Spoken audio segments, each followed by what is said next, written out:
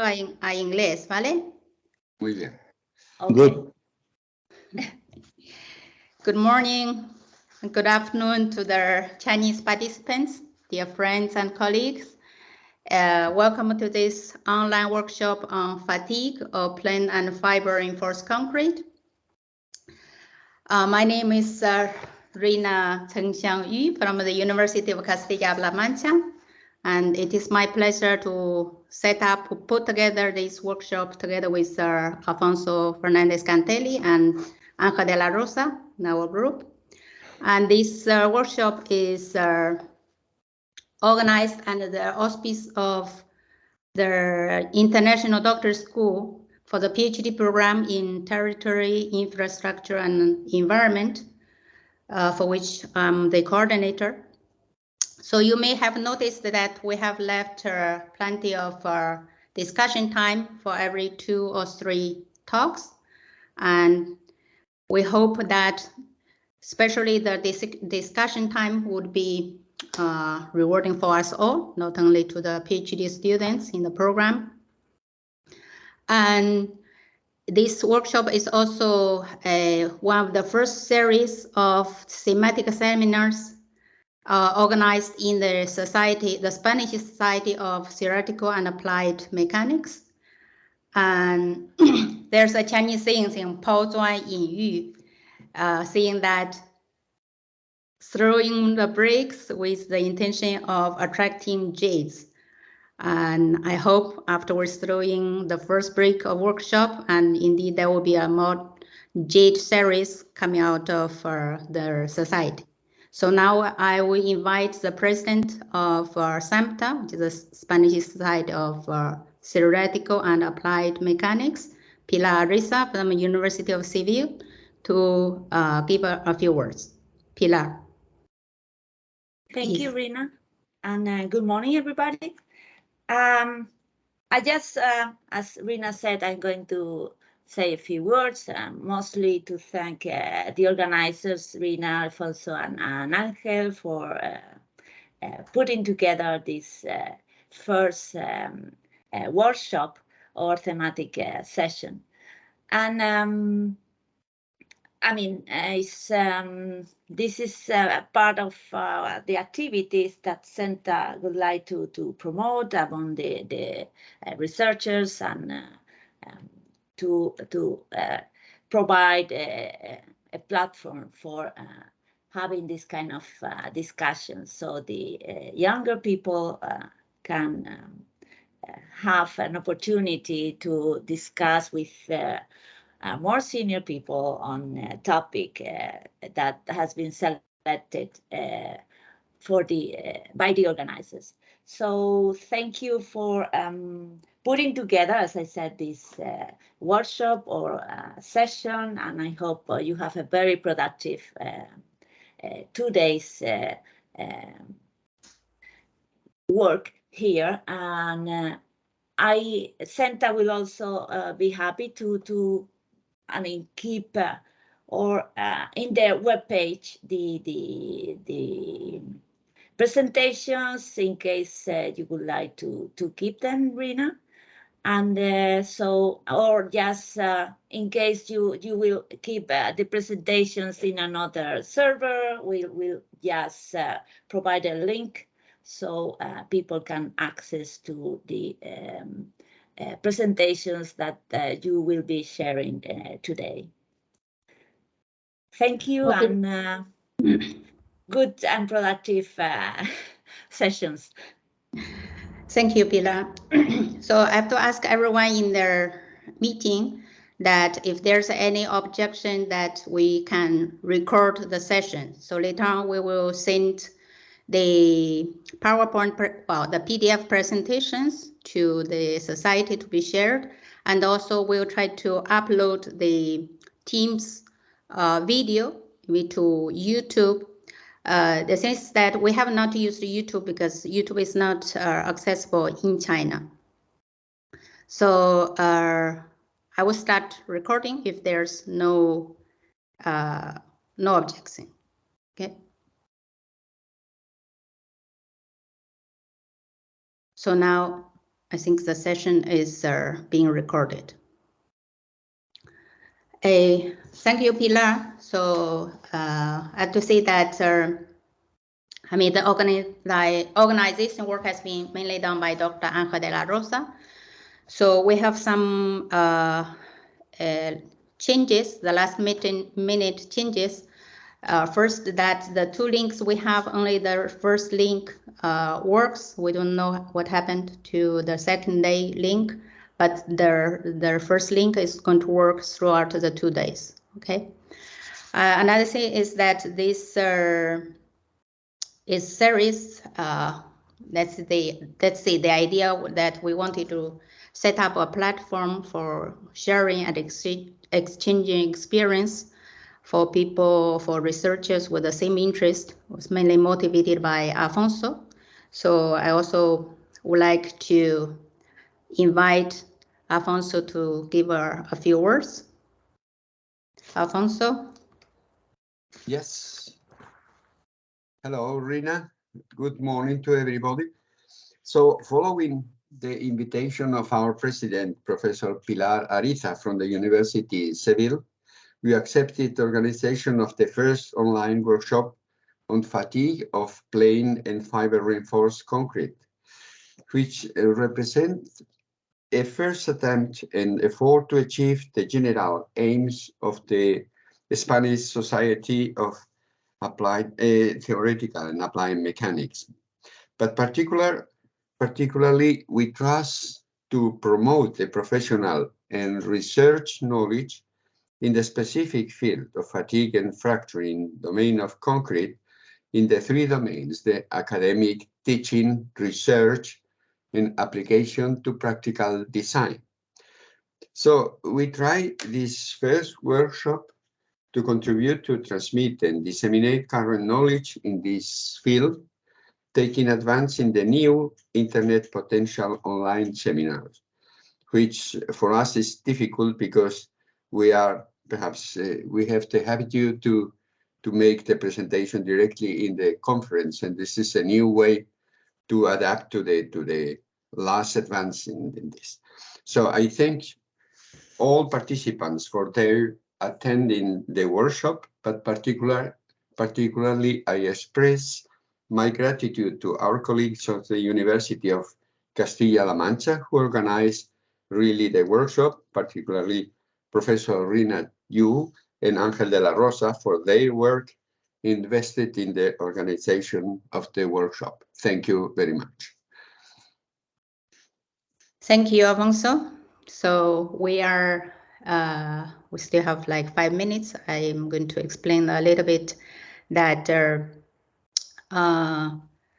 basic idea is that we have like half an hour for each talk, and we have a few minutes left after the talk. We will try to ask the audience if they have any questions, and then otherwise we will leave the discussion time to the, let's say, to the break time we have left for after 2 or 3 talks.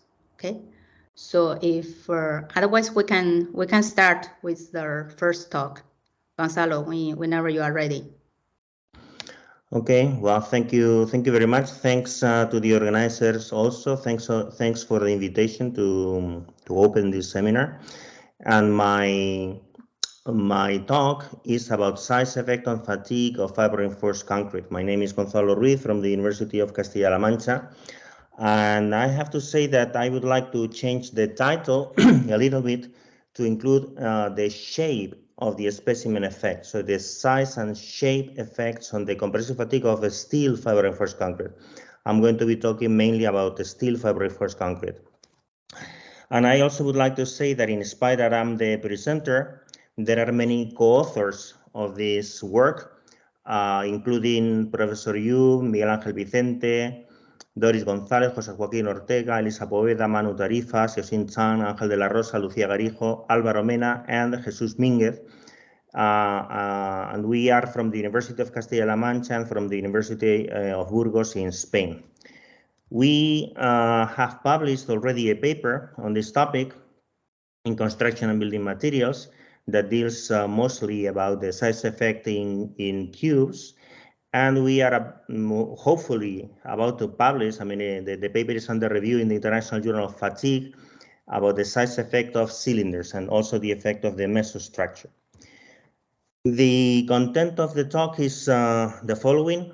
I'm going to make an introduction to fatigue of concrete because I think that otherwise, I mean, those of you who are not familiar with the particularities of fatigue of concrete, maybe otherwise you would not understand why is it that we are taking these kind of precautions or these these features in the tests.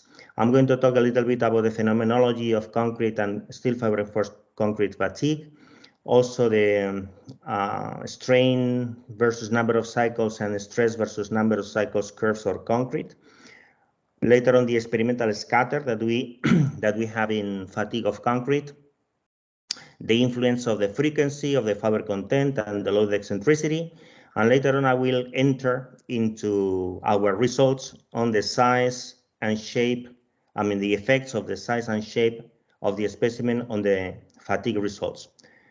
Shape refers to cubes and cylinders. Maybe if you do some other geometries, you can also find some other effects. And later on, conclusions.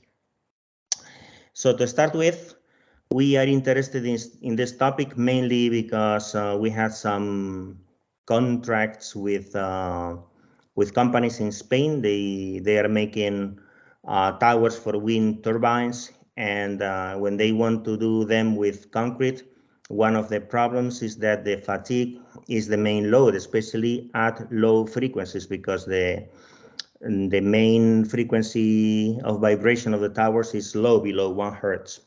And also in slabs for slab tracks in high speed velocity, high speed train velocity, which is also affected very much by the fatigue behavior. And then if we start to see what is the phenomenology of concrete and steel fiber reinforced concrete fatigue, the first thing that we have to see is how can we do tests and what is it that we get. So there in the left, we see a cube which is being tested. And in the right, we see a strain curve. In this case, this curve was obtained from the PhD thesis of Holman, which was defended in 1979.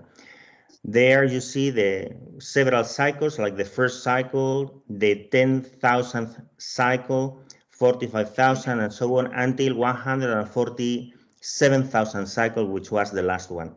Then we see how cycles change the shape.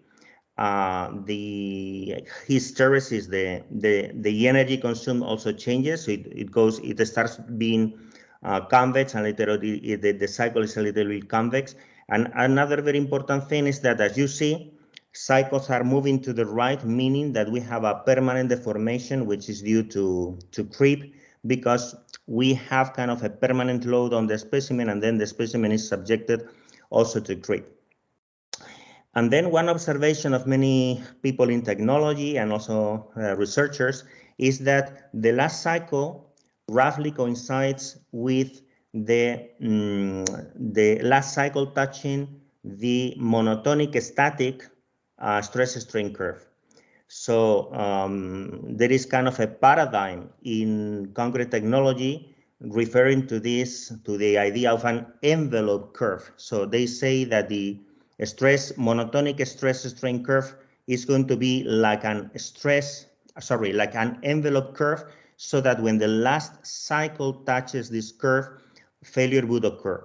So this is one thing which is very much extended, and it is also included in most of the concrete codes, at least the ones I know of, like the model code or Euro code. So it is kind of an idea which is very much accepted. Okay, there were some people like Fanui de la Fuente and Albajar in 2007 that tried to check whether this is correct. Actually, here I also have to introduce this curve in the right of the figure, which is an strain versus number of cycles curve, which is what we would get if we just represent these two parameters. And then in this curve, we have kind of an initial part, which is the strain is increasing until you reach a secondary branch, which is mostly linear, and later on a third branch in which we have a significant strain increase up to failure. And then, but this curve is very interesting. Later on, we will talk a little bit about this. But Zanui de la Fuente and Albajar, they checked that when you were this envelope paradigm is correct when you are reaching the last the last part of the secondary branch. So here you see the stress-strain plot of several authors, and they are putting this together with the monotonic stress-strain curve, and then you see that most of the points are almost there. So when they are touching the curve. Nevertheless, if we go to the final part of the test, you see that all the points go to the right, and then they are not meeting this envelope concept. But nevertheless, this would be on the side of the safety. So that's why they still accept this envelope theory. We also were trying to check whether this is fine, and then we did this with the test that we performed for this research. And here you can see the stress-strain curve, where stress in compression versus a strain of 80 millimeter edged cubes. And the shaded part is like the experimental band in monotonic compression, whereas the crosses, the dots, represent the failure of all the specimens at this stress level. And then, as you see, all the points are in the band. So the points fall inside the band, which means that to some extent, this envelope concept also holds true. However, it is important to realize that this concept is not useful at all in this case. Why? Because the band is very wide for steel fiber reinforced concrete in this stress level. So we can say, okay, this is the width of the band, yeah, but we're at constant stress, which means that we have all this range, which means that well, maybe it is true, but in steel fiber reinforced concrete it is useless because it is not predictive, so we cannot predict anything with this concept. Another interesting thing is to see whether there is a difference in the damage produced by monotonic test and fatigue tests. And then in this slide, what you can see is in the upper row, you can see images taken with a CT scan, with a computed tomography scan, in which we see the damage produced in 3 sections of the same specimen, which is tested monotonically. So this one, the one in the leftmost one, is an image like the section close to the platen. This is the section in the middle of the specimen, and then this is the section in the close to the upper platen. And then the lower row, sorry, the lower row is exactly the same thing, but with a specimen tested in fatigue. And of course, the two specimens are identical. They are made out of the same concrete. They have the same dimensions, and they've been tested with the same setup. And what you see is that, of course, the pattern is kind of, it is different, but it has the same features. So you see like this type of cracks, which are very close to the edges, to the walls, and so on. So if we see the two specimens after being tested, we cannot differentiate each other. We cannot say, well, this has been tested in monotonic monotonic testing and this in fatigue. However, we also try to quantify whether this is true. And then in order to do that, we took the computed tomography of a series of tests identical tests in which they are done exactly the same way. And then we take the tomography. What we see in the figure are the cracks or the voids that we have in the tested specimen, and then we kind of quantify this. And we are quantifying this with a circumferential test, meaning that we are going to represent in the x-axis the distance to the central axis here, and here the relative frequency of the pores. Well, it is not very important now to see exactly what is the meaning of this. The relative frequency is the amount of pores or the amount of voids that we have compared to the total voids of the sample. But the important thing in this figure is that if we represent the mean curves of the monotonic and the cyclic tested cubes, we get almost exactly the same curve, meaning that using this quantitative analysis, it is impossible to differentiate with the TC scan and doing this circumferential test whether the crack pattern of a particular specimen is being tested in monotonic or in fatigue type of experiment, which means that well, it is just difficult to differentiate. Or in other words, in our view, this also means that the monotonic testing is kind of a limited state of the fatigue testing, when you decrease the number of cycles and then you tend to 1.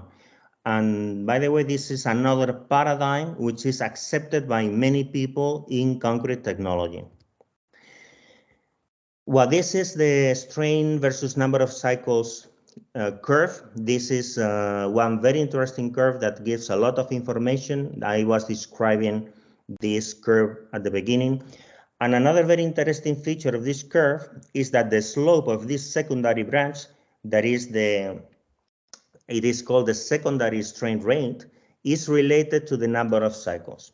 So we check this in 2017 in this paper, which is there, with 3 types of concrete in which they are sharing the same matrix. So C1 is plain concrete, C2 is the same matrix reinforced with polypropylene fiber reinforced concrete, fibers, and C3 is the same matrix reinforced with steel fibers. And besides, we were doing the tests at 4 frequencies. You see, 4, 1, 1/4, and 1/16. And then we represent this. This is the secondary strain rate, and this is the number of cycles. And then we obtain that all of the results are aligned in this double logarithmic scale. Actually, it is not exactly that we discovered this, because it was discovered by Sparks and Memphis in 1973.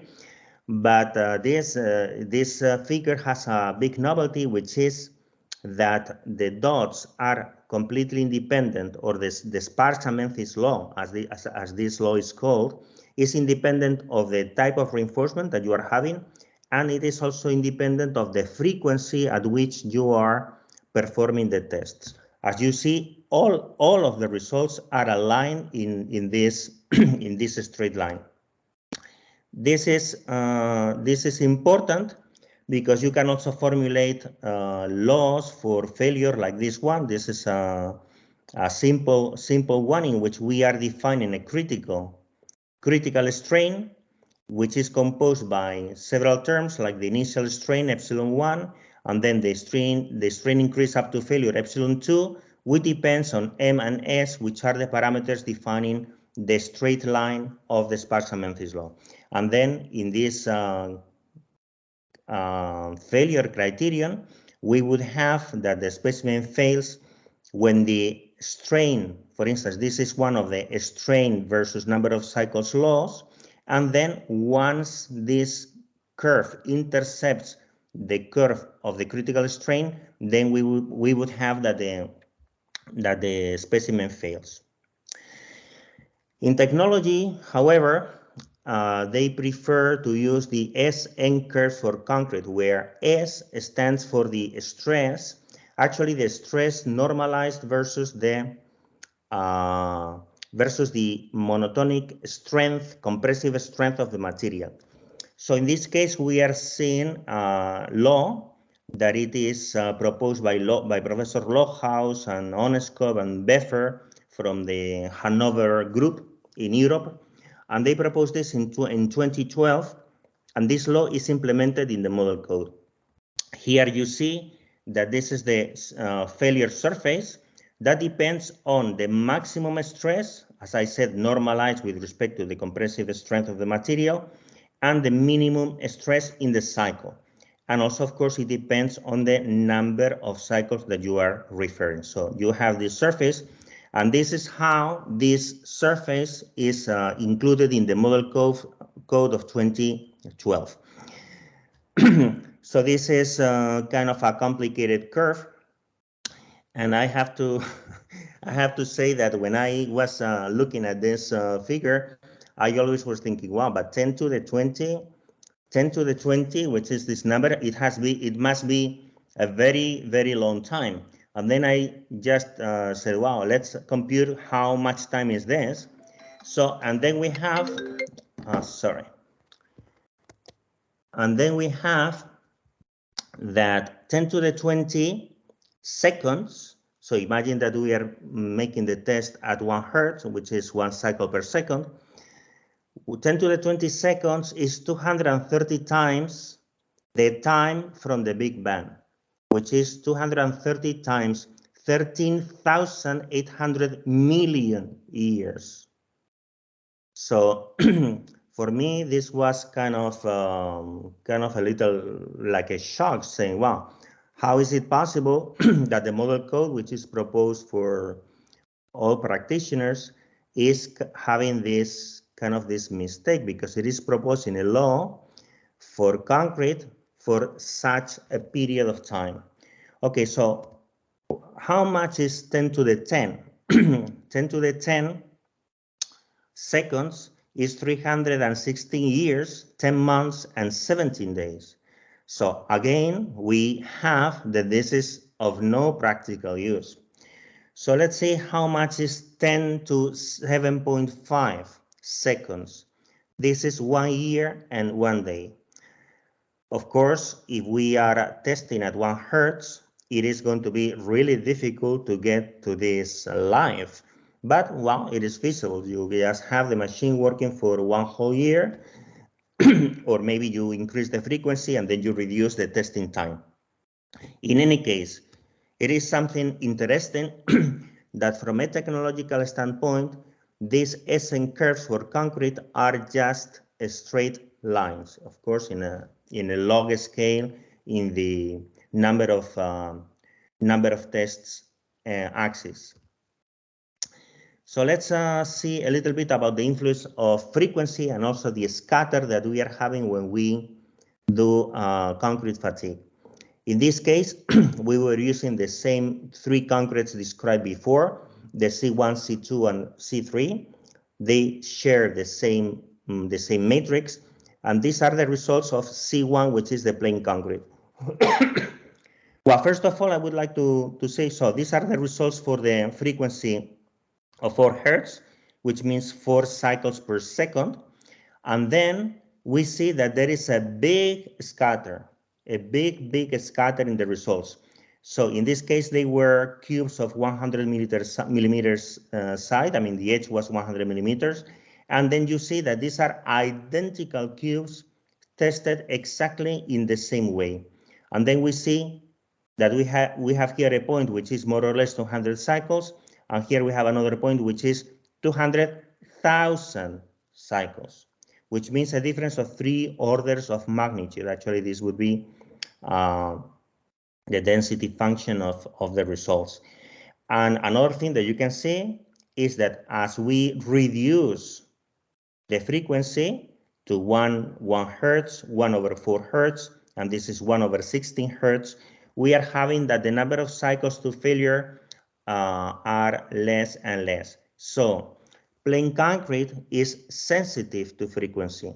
And by the way, this is, I mean, when we saw this is a bad piece of news for the people who are trying to build towers for wind turbines, because the towers, as we said before, they work in mostly, I mean, preferentially, I mean, the main vibration frequency is below 1 hertz in most of the cases.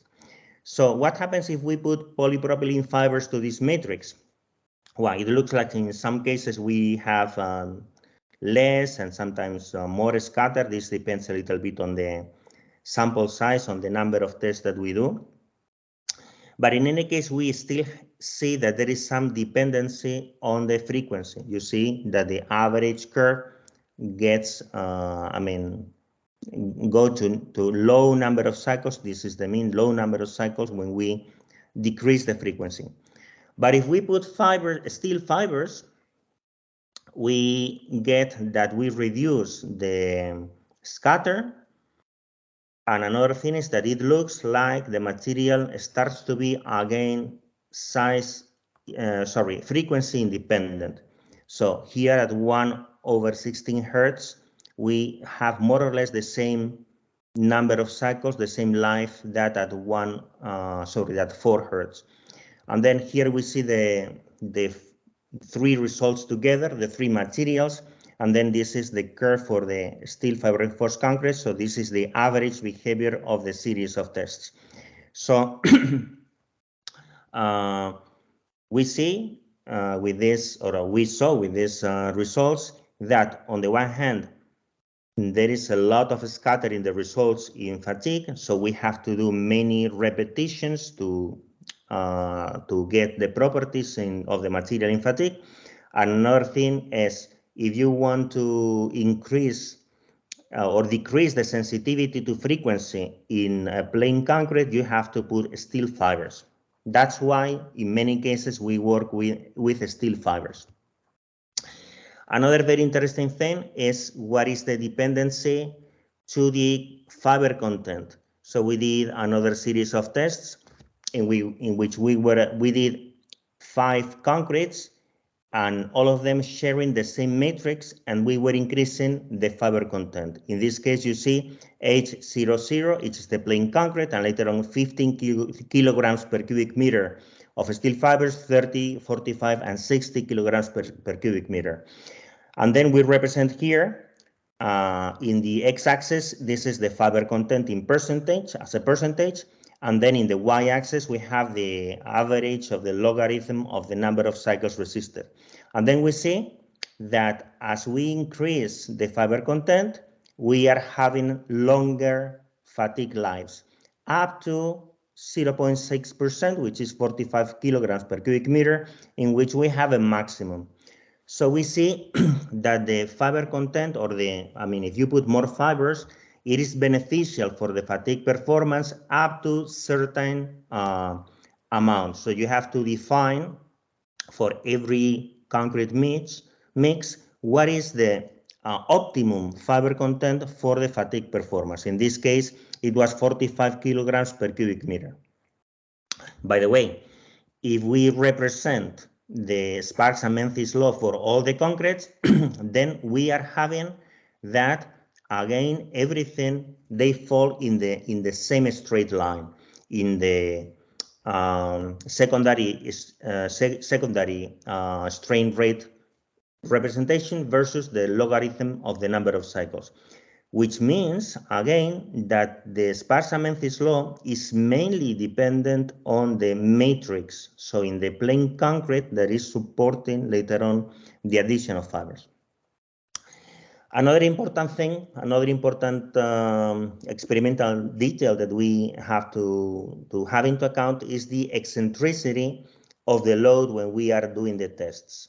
So we decided to perform 2 series of tests, one with the normal equipment of the machine, and later on we designed like a special hinge, we call it the individual ball and socket joint, which is in there. This is the one for cubes of 40 millimeters in edge.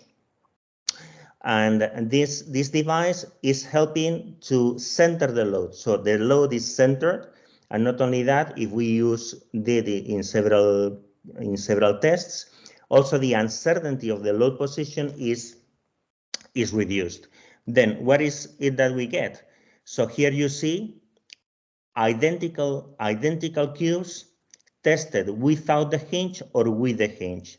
And then as you see, when we control the eccentricity, we are getting way better results. So the difference in the average is almost 1 order of magnitude here. So in this representation, we represent the logarithm of the number of cycles versus the probability of failure. And then we see this is kind of a Babel curve. And then here you see that there is a difference in the average. And of course, if we go to the probability, so the difference is more open. But in any case, we have 1 order of magnitude in the fatigue life difference just because we use a hinge, a good hinge, in order to center the load correctly. So which is another important experimental feature that should be used when we are testing fatigue.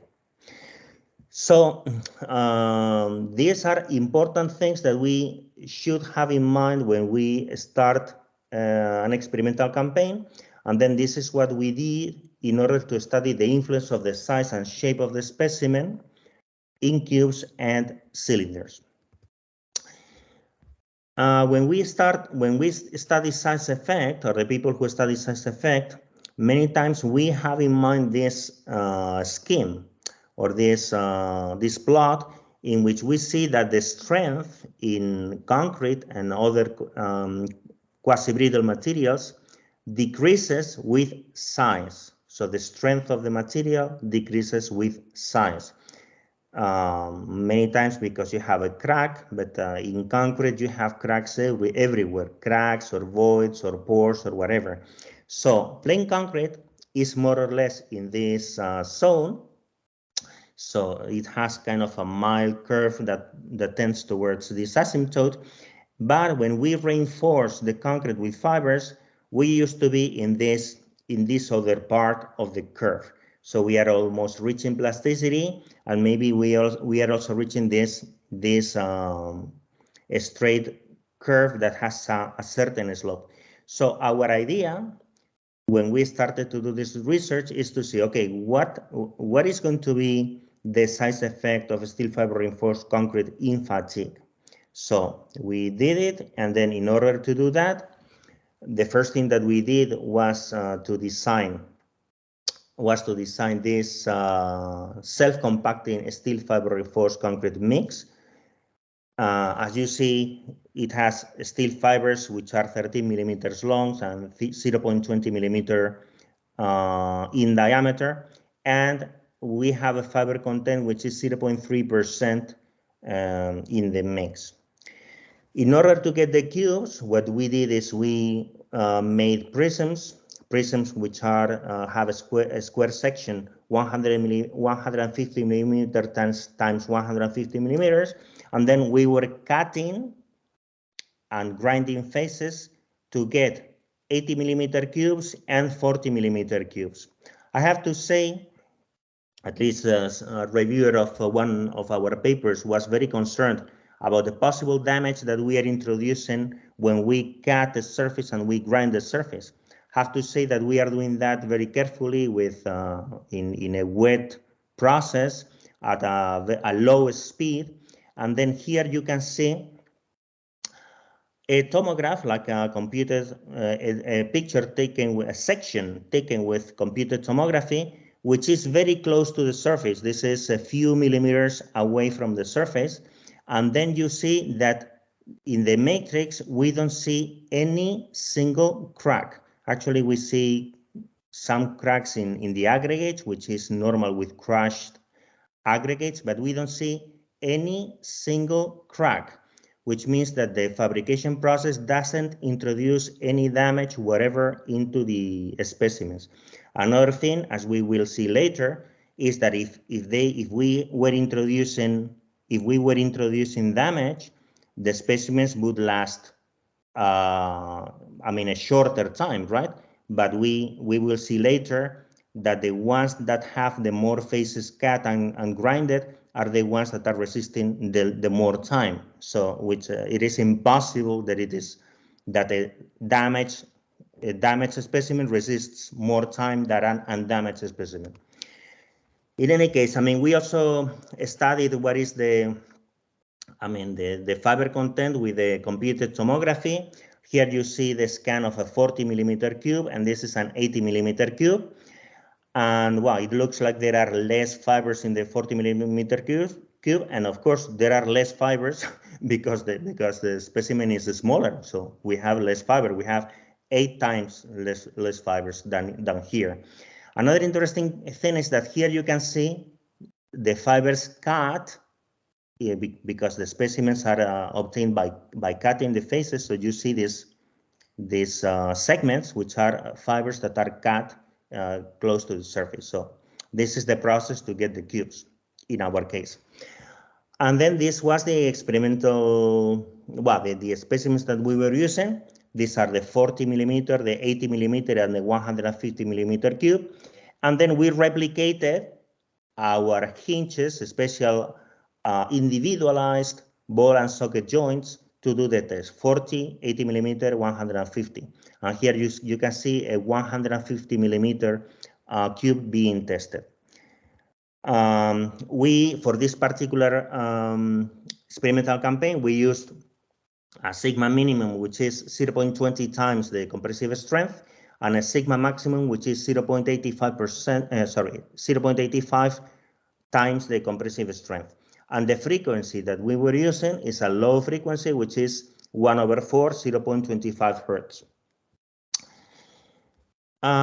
In order to perform the tests, so in order to get this compressive strength that we have here, we have to get the reference strength, the reference compressive strength, and we get it using exactly the same setup that we are going to use for the fatigue tests. So we did that with the 40, 80, and 100 millimeter cubes, and then we got 30.5, 30.6, and 30.7 compressive strength megapascals. And then you see what this, having into account the standard deviation, is almost the same compressive strength. By the way, this kind of confirms that we are kind of in the plasticity region. So we are in the plasticity region. Why? Because small specimens are resisting the same as large specimens, which means that in this type of specimens, we are not having any size effect, which, by the way, is a bit surprising, but well, we are in this plasticity region, and we can be there because of the reinforcement. For the cylinders, we used the molds, so we didn't cut, we only grinded the top surface, and we were also using these special hinges for the specimen. These are 300 millimeter tall cylinder times 150 in diameter. This is a 200 millimeter times 100 millimeters in diameter, and this is 150 millimeters tall times times 75 millimeters in diameter. And we were using exactly the same fatigue limits, 0.20, 0.85 times the compressive strength, and the frequency bar was exactly the same, 0.25 hertz. I have to say that the material was identical, so we are making 3 sizes.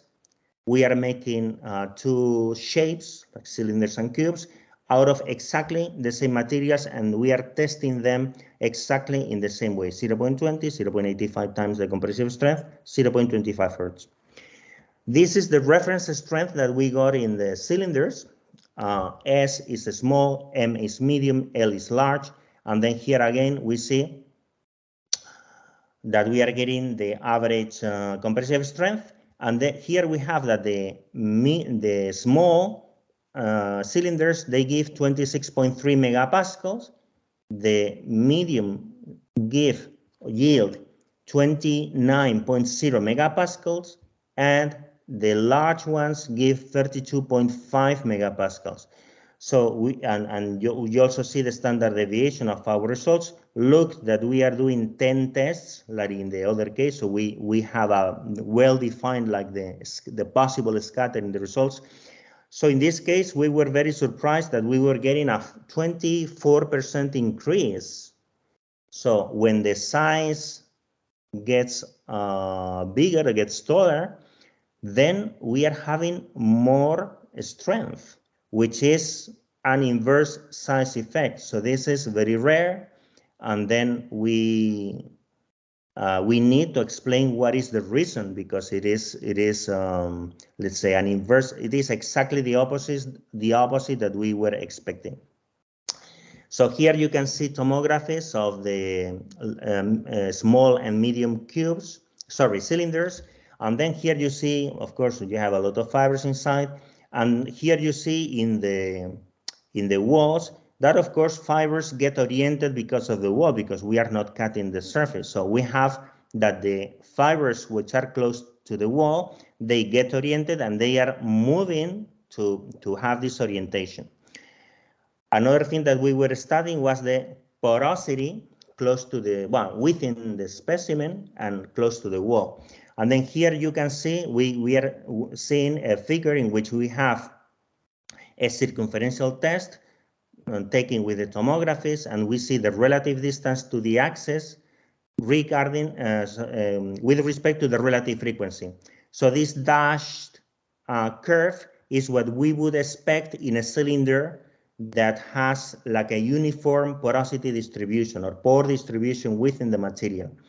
And then here we get a very strange behavior, which is that once we are getting close to the wall, because one is that we are in the wall, then we see that the porosity decreases. So not only fibers are aligned when we are getting close to the wall, but we also see that there is a porosity reduction, and also the size of the pores is getting smaller.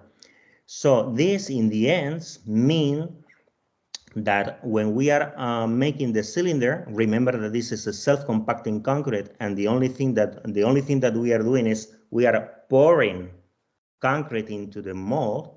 Then we are having that the pores close to the wall, the porosity is lower when we are getting close to the wall, which means that the cylinder has kind of a reinforcing tube. So we have kind of a tube which is reinforcing the cylinder. And then inside this tube, then we have kind of the regular material or the bulk of the material. So of course, as the characteristics of the tube are changing with the size, then we have that the specimens that we are making are not homogeneous. And then this is, in our opinion, what it is causing that we are having this inverse size effect, which of course this is influencing also the fatigue results, because we are taking as a reference the compressive strength of each series of each size. Okay, so what are the fatigue results that we are getting? So this is what we are observing with the cubes. Gonzalo, maybe you should wrap up. Sorry. Yeah, I'm about to finish. I mean, we are close to the end. So this is what we are getting. And then here you see like the 40 millimeters, the 100 millimeters, and the 40 millimeters. So the small cubes are resisting longer. And here you see that you also have some runouts.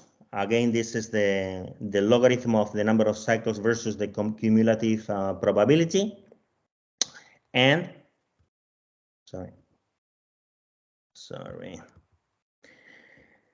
We tested the runouts, and then we got a strange thing, which is that the runouts have a 32% increase in the compressive strength.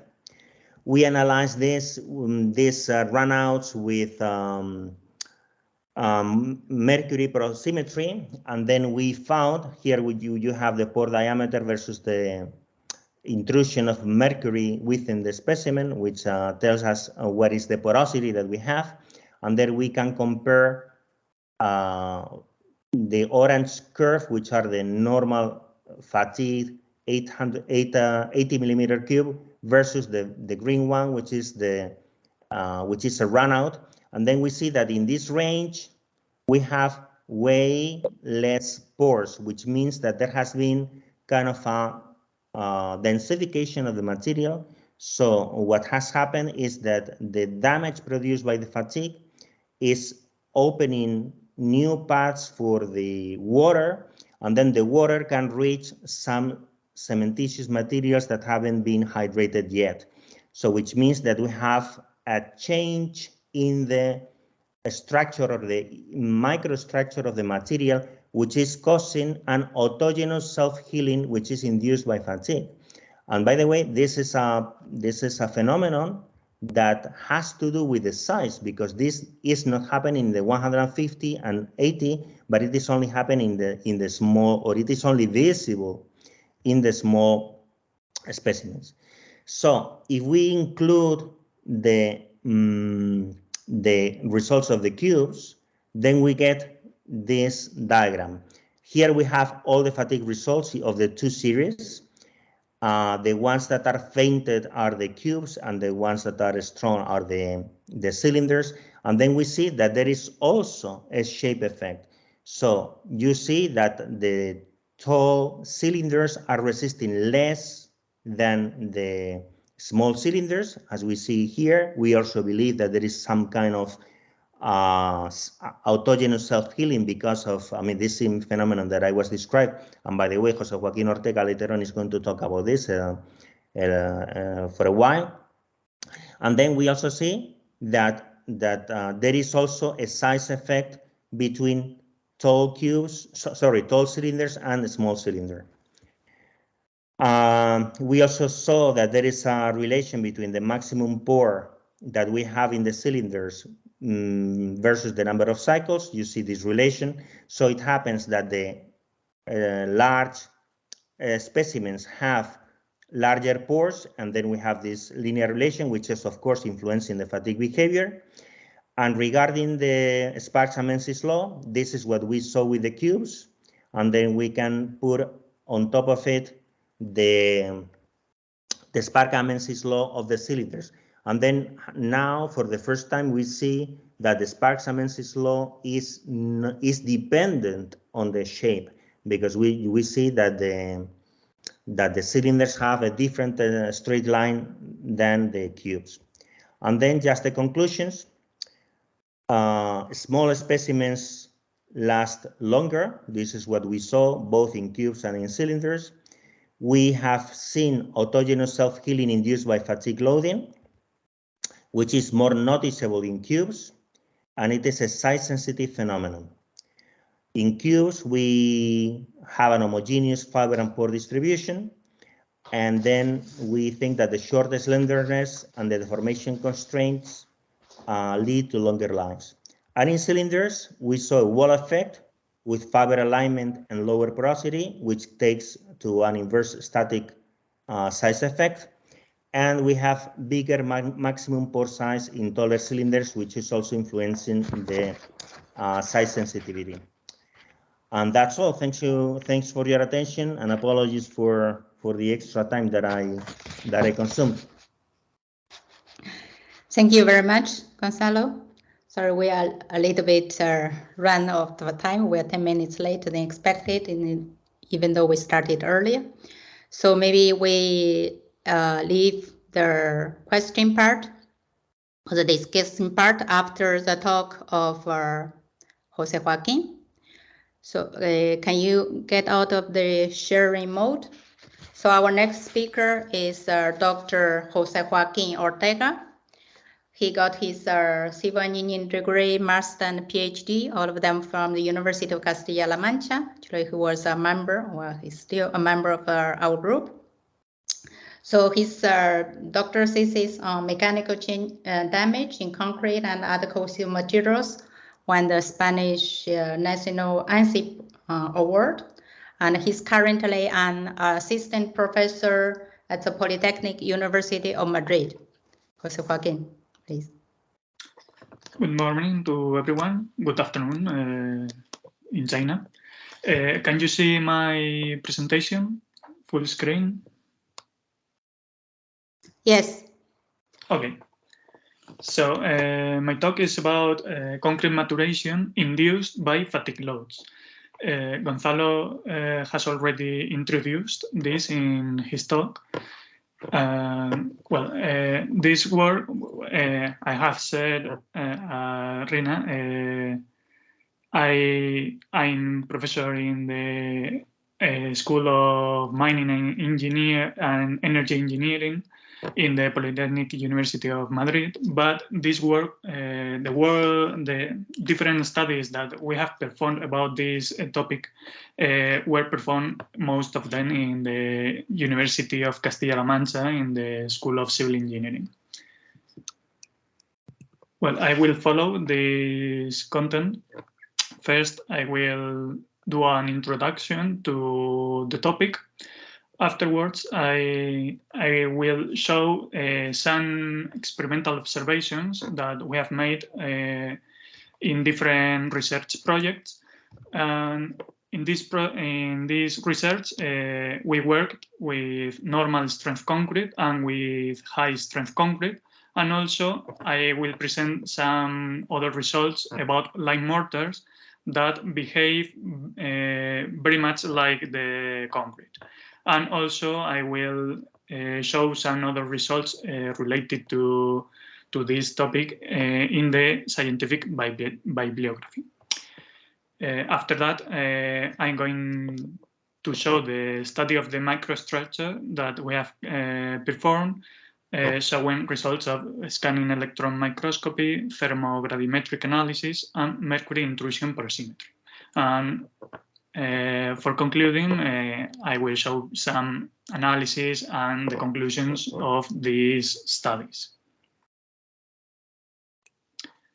Well, to start, as Gonzalo has already explained, when we applied repetitive loads to a material, normally we generate a progressive damage that starts evolving until ultimately the material can reach the fatigue failure. So this type of failure means that the material breaks by means of applying loads that do not reach the maximum load that material can bear, but due to that repetition of loads, they weaken the material until it fails. However, when we apply this type of loads to concrete or similar materials, like I said, lime mortars, these are characterized by hydration reactions that evolve over time and that provides the strength to the material. So there is a maturation process. For example, referring to concrete, we can talk about two main hydration reactions, very similar, but only the difference is that in one case we have tricalcium silicate, in this case, or bicalcium silicates. They react with water and they produce calcium silicate hydrates. We call them CSH gels and calcium hydroxide. Okay, so these type of reactions take some time. It can take even years. Well, this is one of the main differences with respect to other type of materials, like, for example, metals. Metal is a material that after it is produced, it remains like that, the microstructure. However, the microstructure of concrete is evolving continuously. So this explains what we are going to show in this presentation. If we applied those repetitive loads to concrete, we generate cracks, so we produce that progressive damage. Likewise, in this general case, we have a microstructure weakening, and this weakening may get to the fatigue failure of the concrete. However, the creation of that crack network also allows the movement of water, and this movement of water, when it reaches cement particles that are or in the within the matrix, but they have not reacted yet, they can react now. So these new reactions, hydration reactions, leads to the microstructure strengthening. And therefore, instead of a fatigue failure, maybe we can get a strength increase of the material. So these two are two competing mechanisms. So, sometimes fatigue failure wins, and sometimes the strength increase wins. So now I'm going to show different observations that we have made over different research projects. First, I present the results that we obtained with a normal strength concrete. This is the same research about the size effect that has explained Gonzalo Ruiz before. So we produced this material. It was a fiber-reinforced concrete with straight steel fibers with a length of 13 millimeters and with a content of 23.6 kilograms per cubic meter. Regarding cement, I want to highlight the water-cement ratio that was 0.7. This ratio was set like that in order to get around a strength around 30 megapascals. And the maximum aggregate size was 8 millimeters in order to be small enough with respect to the smallest specimen size. The specimens were cubes of three sizes, 40 millimeters, 80 millimeters, and 150 millimeters. Well, first, we performed the compressive strength test. We tested 10 specimens under monotonic load.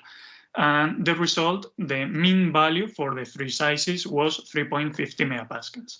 As in the previous talk, it has been explained that we didn't see the size effect in this compressive strength. However, when we performed the fatigue test, that we performed 15 tests for each size with these parameters, a maximum stress of 95% of the compressive strength and a minimum stress of the 20% of the compressive strength at this frequency. These are the results that we obtain. In these squares, blue squares, are the size of 150 millimeters. These orange markers are the 80 millimeters size. And while the results of these two specimen sizes are very similar between them, the other time, the cubes of 40 millimeters are clearly inclined towards a higher fatigue life. This plot we represent the maximum number of cycles reached in the test, either as a failure that are these dots, or as a run out. That means that the specimens that didn't fail during the test and are marked with these arrows. So we see here a behavior clearly different for this size. Okay, to reach all these this number of cycles that we see that is beyond a logarithm of 6, so more than 1 million cycles, we needed to increase the frequency to 10 Hertz. Well, with these runout specimens, what we did was to tested them afterwards under monotonic conditions, and the 6 runouts that we tested, we get a mean value of 43.4 megapascals. So we can see the difference with respect to the original compressive strength before fatigue test. I plotted this here in this graph, and we see how the original strength, those values cover this range around 30 megapascals. In this case, it's good to stress what is the age of the material. At this moment, it had 1 year. It was 1 year and 4 months old, and the time from the original strength until the runouts were tested, well, and this difference in age is the time that fatigue test took. We see how we have an increase around 42% from these runouts with respect to the original strength. And we see how the ranges that they cover do not overlap. So later we will explain what's happening here. Another research was about a high-strength concrete. In this case, the material was made in the Institute Eduardo Torroja of Construction Sciences. It was also a fiber-reinforced concrete. In this case, the fibers were hooked and steel fibers, Dramix 4D, with a length of 35 millimeters, and the content was 60 kilograms per cubic meter. The content of cement was 465 kilometers per cubic meter. It had also silica fume in the dosage, 46 kilograms per cubic meter, so a 10% of the cement. And the water-cement ratio, including the cement and the silica fume, was around 0.35. So for comparison with the previous concrete, the previous one had a water-cement ratio of 0.7, and this is right a half of the previous one. In this case, the maximum aggregate size was 12 millimeters, because the specimens were cubes only of one size of 80 millimeters.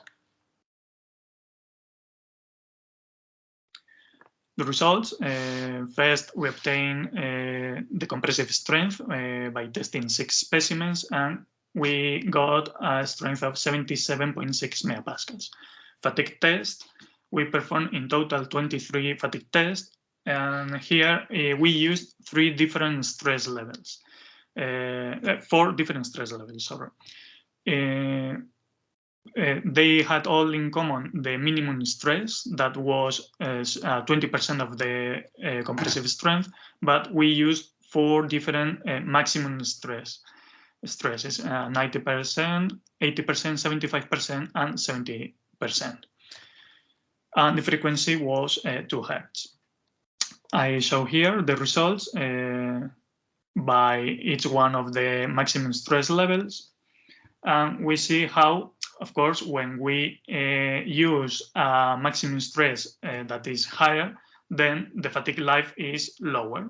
No? So these results lie towards the left in this plot. But while we reduce the maximum stress, the fatigue life increases, and even we reach, with some specimens, we reach a point, the runout limit, where we have to stop the test because we cannot spend more time in trying to break them during the test. In this case, also, we tested these runout specimens. and we got this new strength. Now the strength increased by a 23% until 95.4 megapascals. So again, a new example where we find an increase of strength after applying fatigue loads. Here in this case, we had also one specimen left that we used as a control specimen. So we tested this specimen only under monotonic load at the end of fatigue load of the fatigue test, in order to compare what had been the strength increase due only to the passing of time. So in comparing this result with the original strength before fatigue test at the age of 4 months, after the 3 months that the fatigue test took, the increase had been a 13%. However, this is still lower than the strength reached by run-out specimens during fatigue tests. We tried to reproduce this same behavior, testing new specimens made of the same concrete. However, in this case, we got different results because in this case, the new variable that we introduced was the effect of the current conditions, but they didn't affect very much. So in reality, we can take the mean of all these cubes.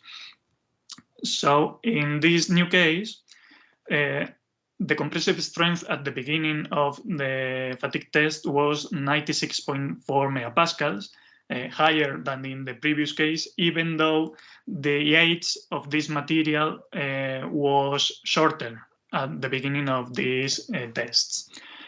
And the compressive strength of the runouts that we obtained during this test was around 98.3 megapascals. So the difference was very low. So we can see how the range that cover the specimens tested before fatigue test and the run-out specimens after fatigue tests cover the same range. In this case, for specimens cured in the ambient conditions of laboratory, and also with those cured in a humid chamber.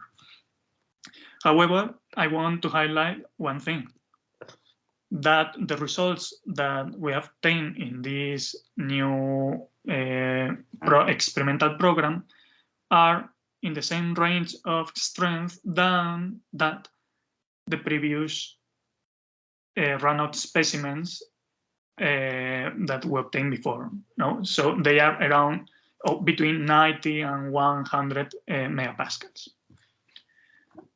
So this means that in reality, these new specimens, although they are made of the same concrete, they cured more quicker, and we reached a point where no more strength can be gained. And I show the third type of experimental results that we obtain. In this case, they refer to a lime mortar. This material consists in a mix of sand and lime as a binder. No? Instead of cement, we use lime. The lime, the content of lime was 173 kilograms per cubic meter.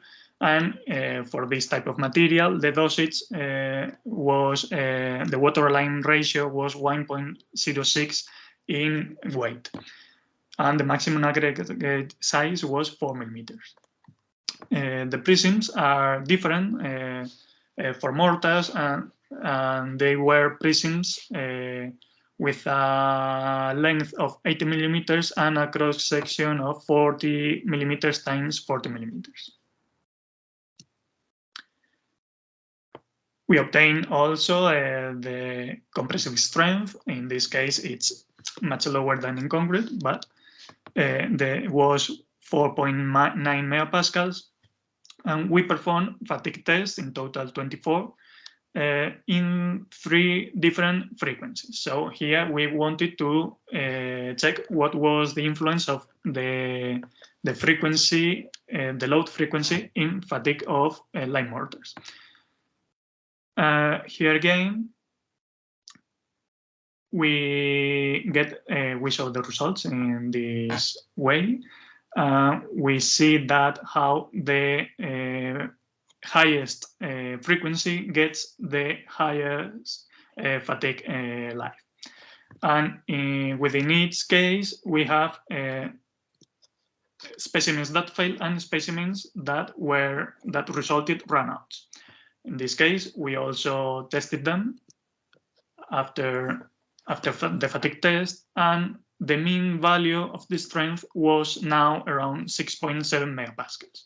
So the comparison with respect to the original quasi-static strength was that we had an increase of 37%. So again, one more result of strength increase due to fatigue loads. But these were our experimental observations in our projects, but searching in the scientific bibliography, we can find other works that also report this behavior. For example, in the case of Taliercio and Gobi, they worked with normal strength concretes of 32 megapascals, and after applying cyclic loads and also a constant load test with lateral confinement, that was what they wanted to study, they obtained also runouts, and the variation of strength after these fatigue tests was between 6 and 33%. So this is their plot. They represent here the normalized residual strength. So 1 means the compressive strength at the beginning of the test, and here, depending of if it is a cyclic load test or a constant load test, this axis represents cycles or seconds. So with respect to cyclic tests are these hollow markers, and we see how the value is increasing with the number of cycles. Another work by Taher and Fauci in 2000, they compared ordinary concretes that they call OC with a strength between 40 and 50 megapascals, and high strength concretes between 85 and 105 megapascals. And in this test, they applied very low cycles before testing them until failure under monotonic conditions. However, this low preload, fatigue preload, however, has a large influence in ordinary concretes. As you can see, depending on which was the number of cycles, they get more or less strength increase. And that depends also on the level of the maximum stress that they apply. However, when they apply those same loads to high strength concretes, however, they don't get any increase. They get the contrary. They obtain a strength decrease. Other works are the one by Kashim and co-workers. They tested plain and fiber reinforced concretes. They started with an original strength of 40, between 40 and 60 megapascals, and they also observed variations of the strength after fatigue test around 6 to 16%. They report also the results by other authors like Nelson and co-workers. that they work with high strength concrete subjected to biaxial cyclic compression loading, and they found a strength increase in the runout specimens of 39%. I mark this high strength because I haven't got this paper, so I don't know what they refer with high strength in the 1918. So probably it's not as high as what we consider now a high strength concrete. Well, after this review of results, now I will show the study of the microstructure that we have performed. We have used scanning electron microscopy. This method allows us to get images at the microstructural scale. We see one example with over a broken surface of one of the specimens, and we have here the scale of 25 micrometers. But besides seeing what is happening at this level, we also can get the mineral components, because this electron microscopy provides this spectrum of minerals that compose the material. So this allows us to check what is happening here. As you see, we have a different color here and other color in this area. So in this case, we have oxygen and silica. This means that this is one of the siliceous aggregates that the material is made of.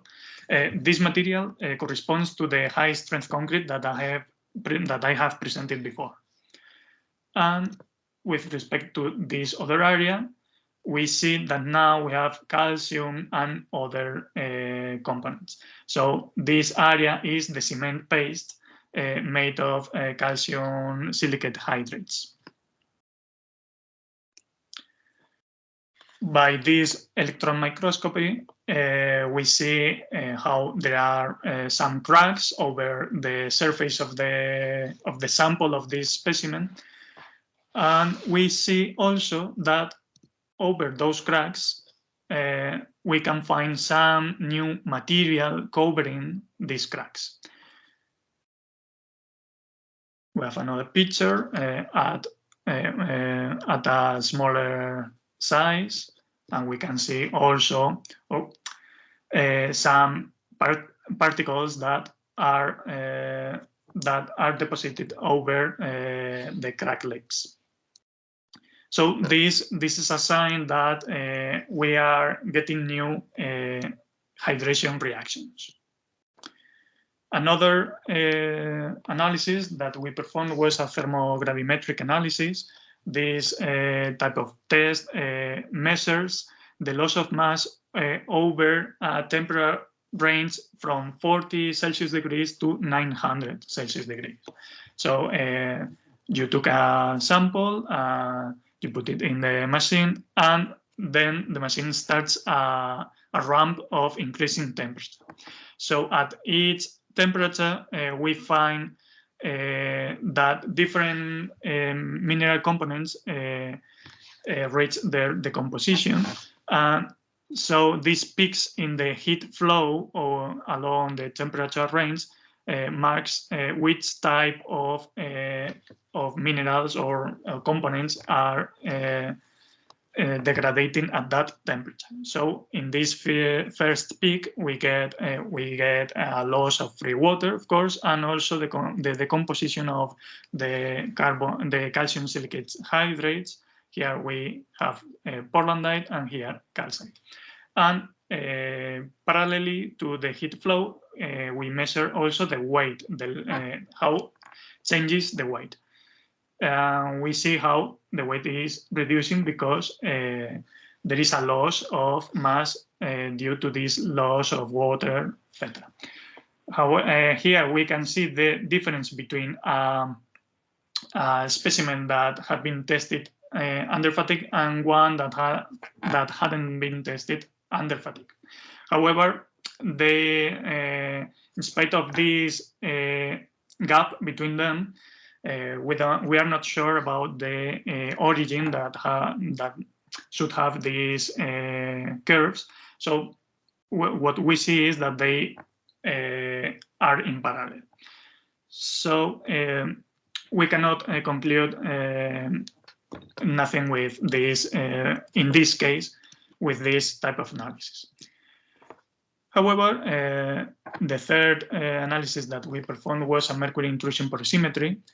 And with this method, we can measure the size of the voids in the sample in a range that covers from 10 to the minus 8 to 10 to the minus 4 power of meters.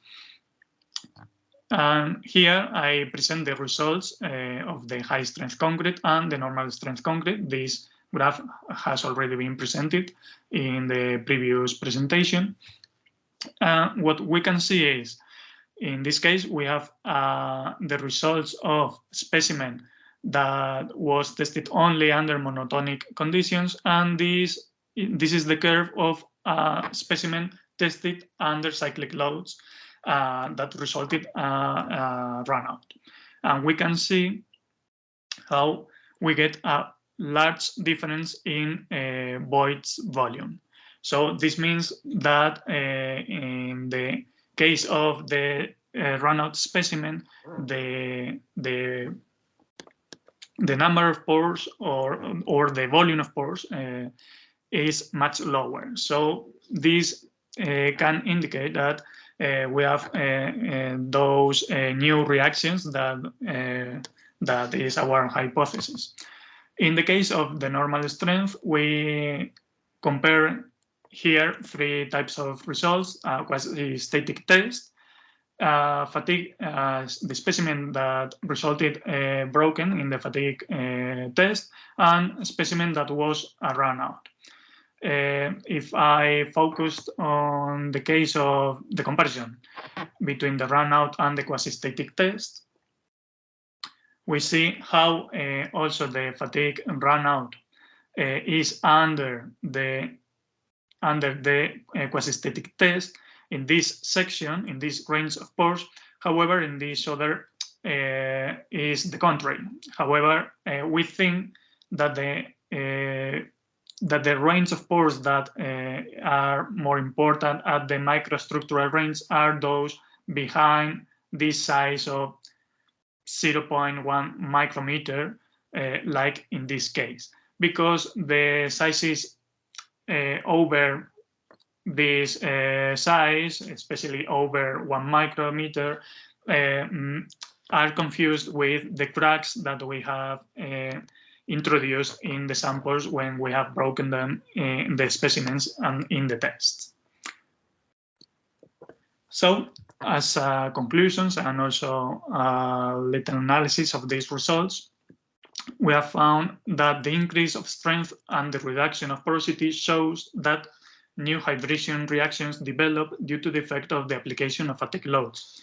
So we can, if we apply a fatigue load, maybe we have new reactions thanks to the movement of water that we are injecting due to the high pressure that we are applying through that network of microcracks.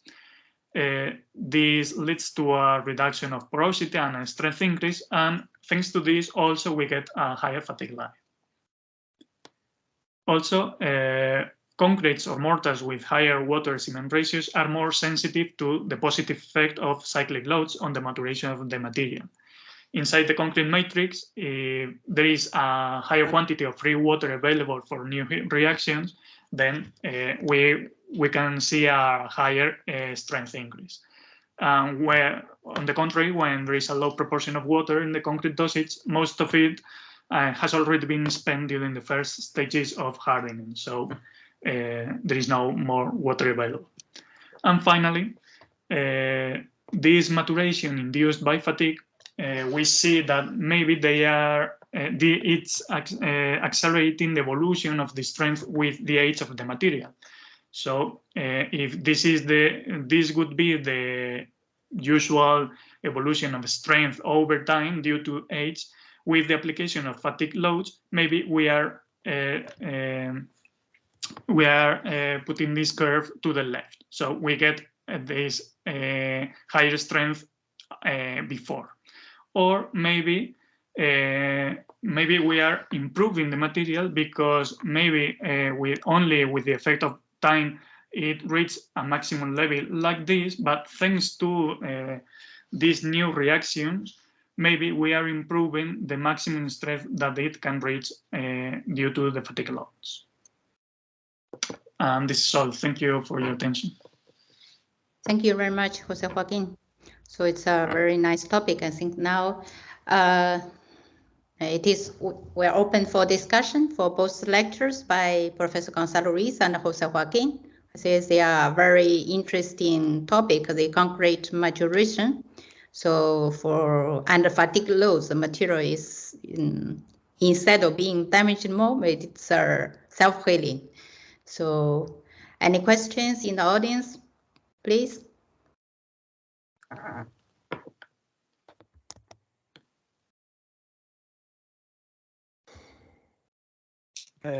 Hello, I am Jose Rodrigo Ramiro, former UCLM student.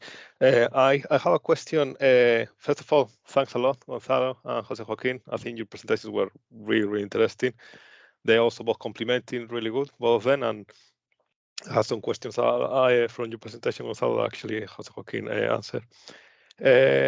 I have just a quick question. It's clarification about your presentation, Gonzalo, when you talk about concrete, cylinder samples and cube samples. When I work with concrete in situ, I know the testing the ratio of the ratio of slenderness on cube samples tends to be 1:1, on cylinders tends to be 1:2. I know this effect is more pronounced on normal concrete compared to high strength concrete or grouts used for wind turbine foundation. So I just wanted if you can set some clarification on that effect a bit.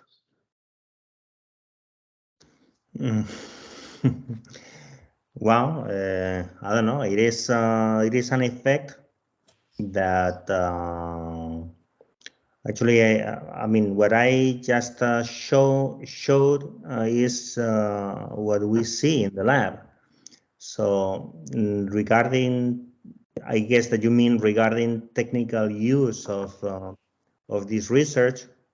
So my point is that now it is very important, and I think that it should be taken into account whether you are testing cubes or cylinders and what is the size that you are using.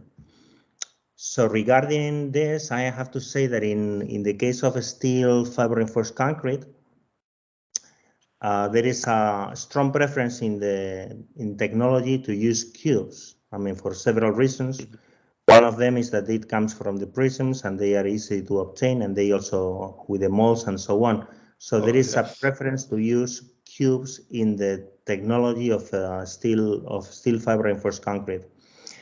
However, in our research, we see that cubes are resisting more, and it looks like this may be in the side of unsafety, just because okay, cylinders are, it looks like they resist less and they are going to give you a better estimate of the fatigue life. However, I mean, we still have to investigate what is the reason that it is after this size effect. And I believe that the reason, I mean, I can anticipate that we are going to study what is the extent of damage that we are creating within the specimen. And this has to do, as you were mentioning, by the slenderness. So we have cylinders, the slenderness is 2. The boundary conditions are kind of a little bit weaker. And then in cylinders, you don't create much damage. And I think that the creation of damage is related to the self-healing that later on we are producing with the movement of water. Whereas in cubes, I believe that the extent of damage is bigger because of the boundary conditions. The platens are, I mean, they are kind of grabbing the specimen from the platens, and then you create more damage, especially in the smaller cylinders. And then you have that this phenomenon happens. I mean, this self-healing happens easily or more easily. And I don't know. I mean, maybe what we have to study is later on. We have to define what is the best specimen to define the life of a structure.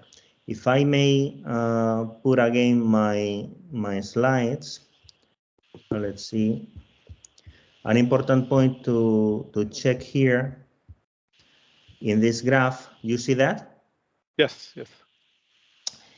Is that all these 90 tests that are done here, they share the same concrete and the same loading conditions. So from the fatigue, from the technology of fatigue standpoint in concrete, they are exactly the same. But we are having one specimen which is resisting 3 cycles, another one that is resisting almost 10 million cycles, and the capacity is increased. I mean, the strength capacity, so it is like the material is better than before being submitted to fatigue. So I mean, we have such a wide spectrum of results that the next point is to define, okay, what is better, to test cylinders or to test cubes? And secondly, what is better, to test small specimens or to test large specimens? Maybe it is going to be better tall cylinders, large cylinders, rather than small cubes. But I think that there is still some research on that has to be done. In any case, I think that it is very important when we see results of concrete fatigue to ask ourselves from now on, I mean, what type of specimens were they using? Because this is important. And also, what is the size, especially the size that relates both the microstructure with the external size of the specimen. I'm not sure whether I was clear enough, but this is what I think regarding this topic. Yes, Gonzalo, actually, I mean, my experience has been more sort of practical. So all of this has been an eye-opening for me. No, you've been really clear.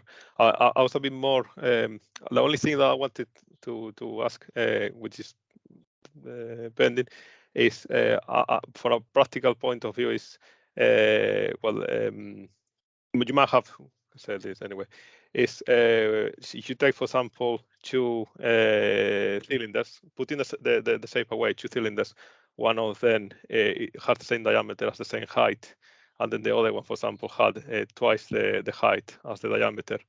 Obviously, there's an effect there. There's the slenderness that the taller one obviously is going to give you a reduced strength. So that was my question going on that point. Also, like, I assume this has been taken care of somehow, or how much is there of an impact? Because I know when we're on a site and obviously things go wrong, we have to go take some course to check the concrete strength. There's a correction there. It's done on the standards. It's all depending of the length of the cylinder taken. So. Yeah. I think that if the cylinder is shorter and the slenderness is lower than 2, you are going to have an effect which is similar to the cubes. I think that the slenderness is very important, as you are mentioning. So if the slenderness is smaller and it goes to 1, of course you have more constriction on the specimen later on when you test it, and then you are going to get higher strengths, and you are going to get longer lives too. So as this figure is showing this, and the only thing is that we are also changing the shape, so it is not a cylinder anymore, but it is a cube. But I think that the slenderness is very important in the extent of damage that you are creating in the specimen. So the shorter the slenderness, the more damage, the more distributed damage that you have in the specimen.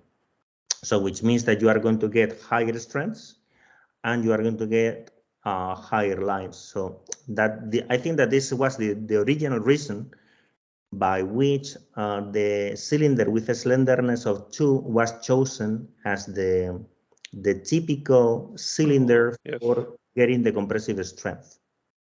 And by the way, let me say something else. I mean, something which is very important in fatigue. I think that at least in our research, I don't know, ideas for the future, is that this maturation induced by fatigue effect, that I'm also calling it like a autogenous self-healing due to fatigue, if it is controlled, if it can be controlled, if we can know in advance what is, let's say, the potential of our material to have this self-healing, this is a very good thing for structural engineering, because you are having a material which is getting better and better and better instead of getting worse and worse and worse.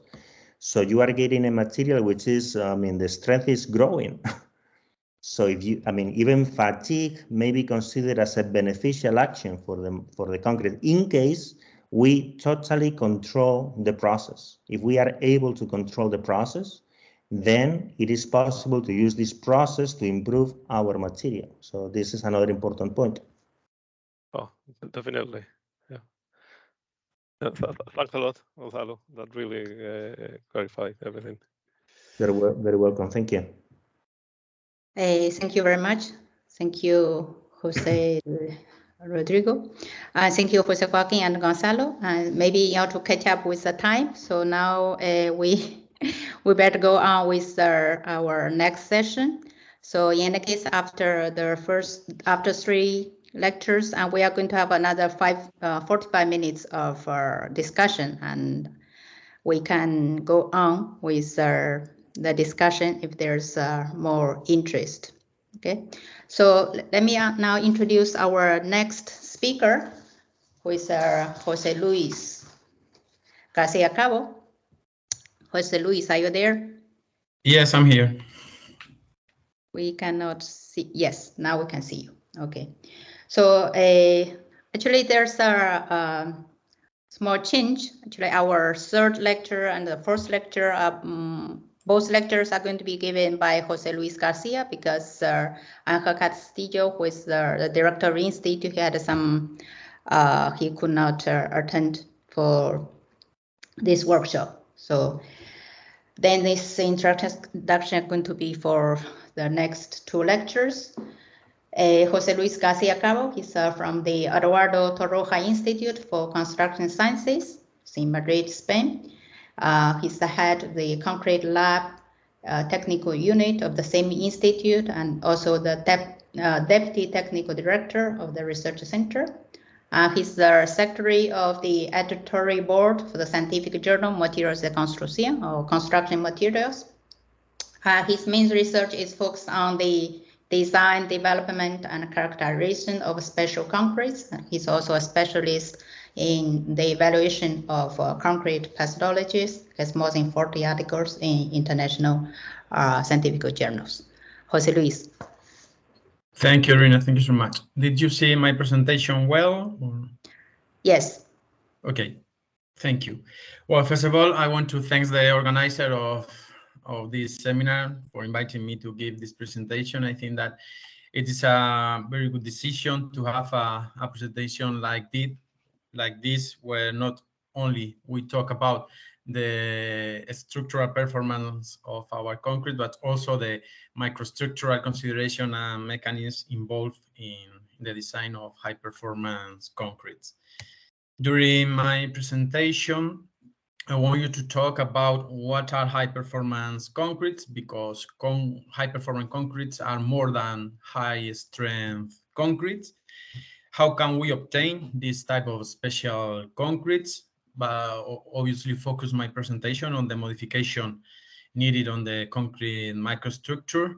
and some high performance concrete examples that I'm going to show you how modifying some microstructure parameters we can obtain special concretes. And in the last part of my presentation, I'm going to briefly talk about some preliminary results of the microstructural changes that occur when a concrete is induced to fatigue load. These results are complementary to those recently shown by Jose Joaquin Ortega.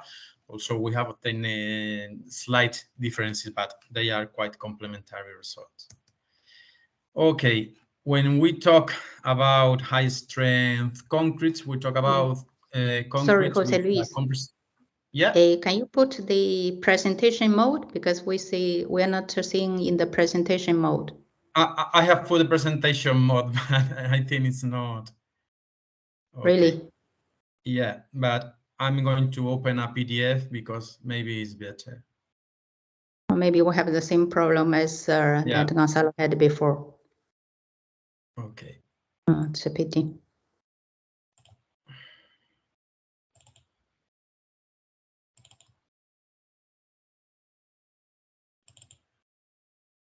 We should complain to Microsoft for this program. Are you showing the PDF? Okay. I'm opening the PDF. And now, okay.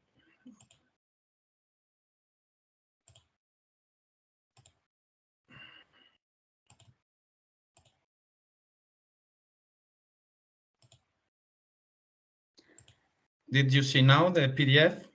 Yes, now we see the PDF. Okay, are you putting the PDF with the presentation mode?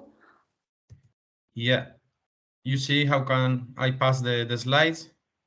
Yes, yes. Even though we have like the margins for the PDF, but maybe we can.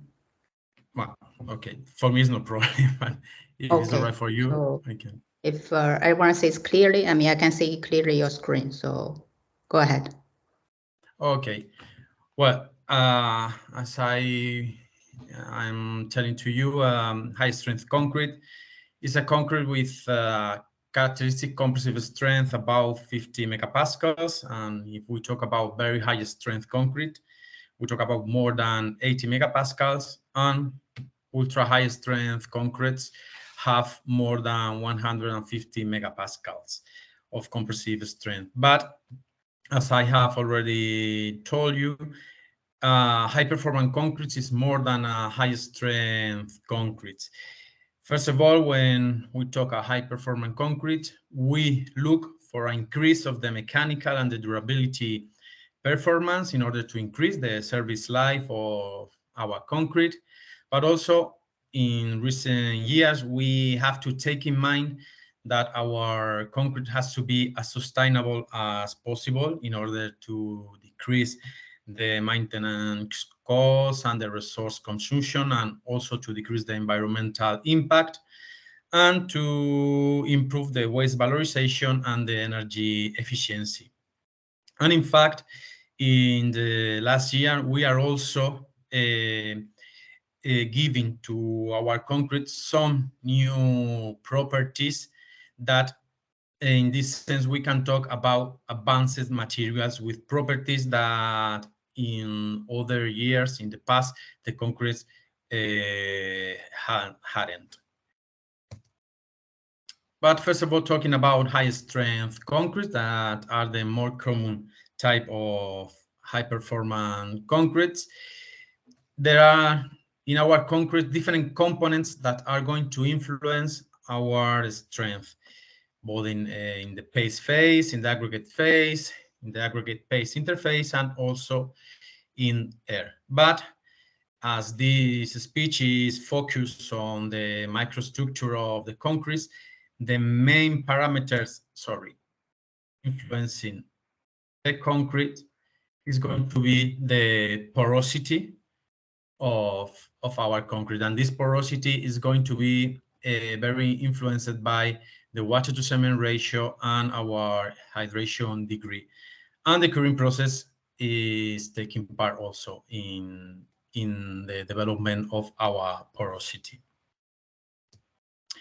Why the porosity of our concrete is so important when to define a high strength concrete? Because the porosity is going to define us not only the strength of our concrete, but also in a certain way the durability, because the more refined is our porosity and the lower is our total porosity, the concrete is going to be more resistant against the entry of aggressive agents into its matrix. Obviously, there are going to be many parameters involved, but the porosity is one of the main parameters. How the water to cement ratio and the curing influence in the development of the concrete porosity. In this slide, you can see green circles that are anhydrous cement particles. The green circles surrounded by red circle that refers to cement particles starting hydration, and at last the cement particle with advanced hydration. When we talk about a high water to cement ratio or high curing condition in some cases, we are going to have our anhydrous cement particles with separation, with an important separation between them. Thus, when they are starting to hydrate and form the different hydrates, still we are going to have a separation between these hydrates. So it's a high water to cement ratio is going to promote a high porosity in our concrete.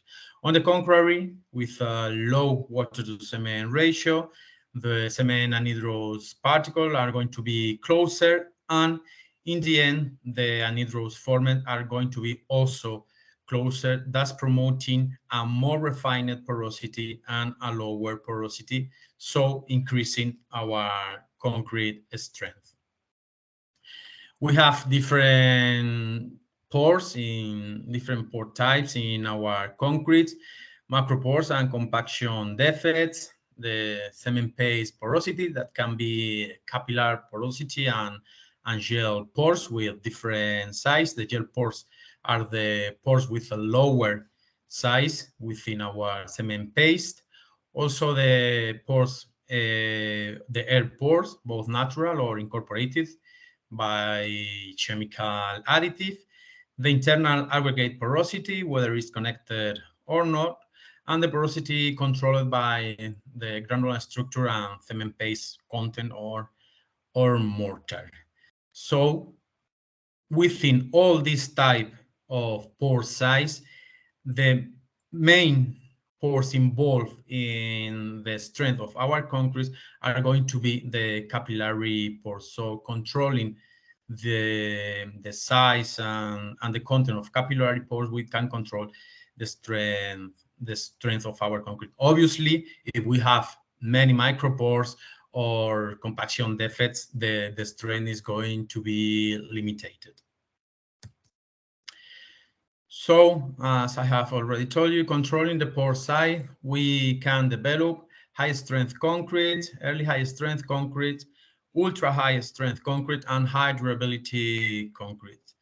I like a lot the figure of this slide because we can see the size of the raw materials used in the development of different concretes, and you can see that to develop high strength or high performance concrete, we have to use raw materials with a lower particle size than when we develop conventional concrete. Within these special materials are the silica fume, the metal kaolin, finely ground mineral additives, and even if we talk about nano-engineered concretes, we have to use raw materials with a nanoparticle size such as nanosilica or precipitated silica.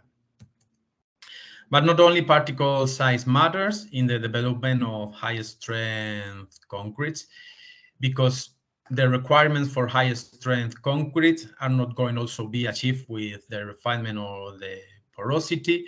So what kind of high strength composition we have to use. And this is the same for the high durability concrete. Some of the requirements we need to add other thing apart from a refined porosity. So how is the, or how are the high durability concrete composition? In this sense, we have to use supplementary cementitious materials that are going to promote microstructural, physical, and chemical reaction that in the end are going to modify the microstructure of our cement paste, the cement paste of our concrete. If we want to develop a higher early strength concrete, for example, this type of concrete can be obtained by using one or a combination of the following parameters, depending on the age at which the specified strength must be achieved, and also depending on the job conditions. But as you can see, one of the things we have to do are supplementary cementitious materials such as silica fume, blast furnace slag, fly ashes, or limestone filler that in many cases are waste from the industry. If we talk a high durability concrete is exactly the same. In the concrete mix of the example is a concrete used in the Confederation Bridge of Canada. This bridge is across the Northumberland Strait between Prince Edward Island and New Brunswick and has a 100-year design life. This bridge contains a high-performance concrete designed to efficiently protect the embedded reinforcement. In fact, the chloride diffusion coefficient of this concrete is between 10 and 30% times lower than that of a conventional concrete. And you can observe again that in this concrete we use fly ash on silica fume. But obviously the durability implies not only durability against chloride corrosion, but we have other relevant aspects such as abrasion resistance, fire resistance, permeability, carbonation, etc. So we have to modify the content of the supplementary cementitious materials in our concrete.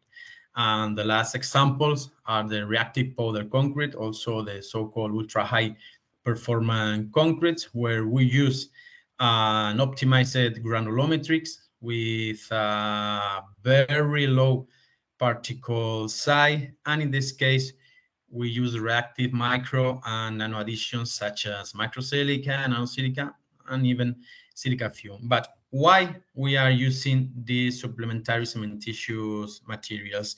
I don't know how familiar, or if you are familiar with the cement microstructure of the cement hydrates. Also, even Jose Joaquin has already told us about the microstructure of the concrete, but just to give you a brief summary of the cement hydration, our concrete is formed by the aggregates surrounded by the hydrated cement paste.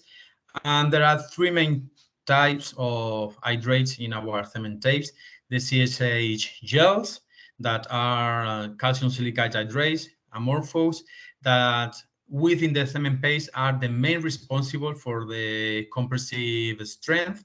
Then we have the portlandite, that is a calcium hydroxide, and it's a crystalline hydrate that is going to maintain the alkalinity of our concrete. And then we have some sulfate hydrates such as ettringite or monosulfates. All these hydrates are going to be in a chemical equilibrium with the pore solution of our concrete. And by modifying the content and the type of these three types of hydrates, we are going to modify the properties of our concretes, and mainly by modifying the content and the type of our CSH gel. What's the role of the cementitious, of the supplementary cementitious materials in the hydration of this special of the hydrates of a cement?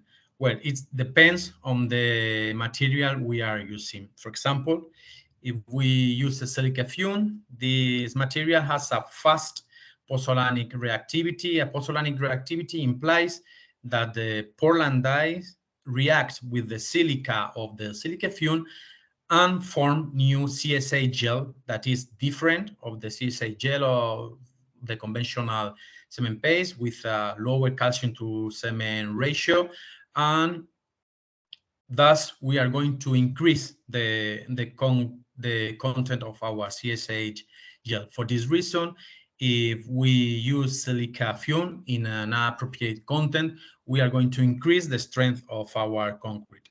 And also the silica fume has a filler effect that improves the initial hydration of the Portland clinker. This filler effect is mainly based on physical reaction because the particles of the silica fume act as nucleation points for the formation of the new hydrates. In the case of the blast furnace slag, it has a hydraulic reactivity, but in the medium term, the silica fume has a fast reactivity and the slag has a reactivity in the medium term, and also a filler effect. If we talk about fly ashes, they have pozzolanic reactivity, but in the long term in this case, and some filler effect. And at last, if we talk about limestone filler, this material has limited reactivity, although it can react with system rich in alumina, but it has a significant filler effect, so it can improve and accelerate the initial hydration of the cement paste. So you can see that depending on which type of supplementary cementitious materials we use, we are going to have improved in the strength and the performance of our concrete in different periods, in the early period, in the meantime, or in the long term. But also, the use of this material has some limitations. For example, the silica fume can promote a decrease of the fluidity of our concrete during the fresh state. And in the hardened state, if we use a high content of silica fume, we are going to obtain a strength reduction. We have to use, for example, concrete below 20% of silica fume. The blast furnace slag promotes a delay of the setting times during the fresh state and a strength reduction at short term in the hardened state. Thus, we have limitation if we use one supplementary cementitious material with the cement. So we have limitation of when we use binary blends. So the alternative is the combination of our Portland cement with 2 or even 3 supplementary cementitious materials. In this sense, in a project or in a thesis I directed, we use ternary and quaternary cement mixes in order to obtain a strength performance over time very similar to that of the cement paste without chemical admixture, or even improve. And in this sense, we detected that it's not only important the supplementary cementitious materials we are using, but also it is very important the chemical composition of our Portland type. In the sense, if we use Portland cement with low alkali and aluminate content, it's going to highly punish the initial mechanical strength of the resulting ternary blends. And within all the supplementary cementitious material used in this project, the more influenced by the cement chemical composition was the fly ashes, because its reactivity is especially limited when it is used in combination with raw material with a significant alumina content. So we have to keep in mind that it is important to obtain a high strength or an important strength, not only an appropriate content of the different supplementary cementitious materials, but also the chemical composition of our Portland cement. Now, I want to show you two improvements made in two special concrete, two high-performance concrete, by modifying the microstructure of these concretes. The first type is expansive concrete, and also the use of the nanotechnology in concrete.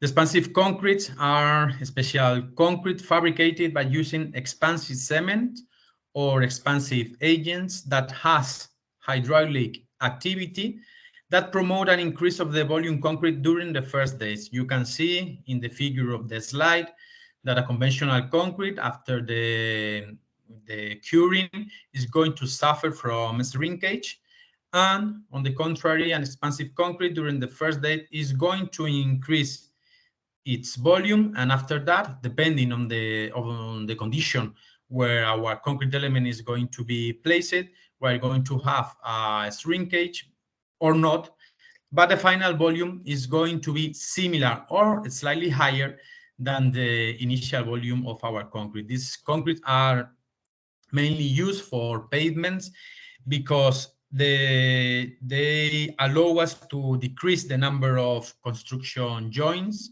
and they allow us to make a faster construction of the pavement, and also they increase the durability of the pavements, but also they are used in other very specific concrete elements in order to improve its durability.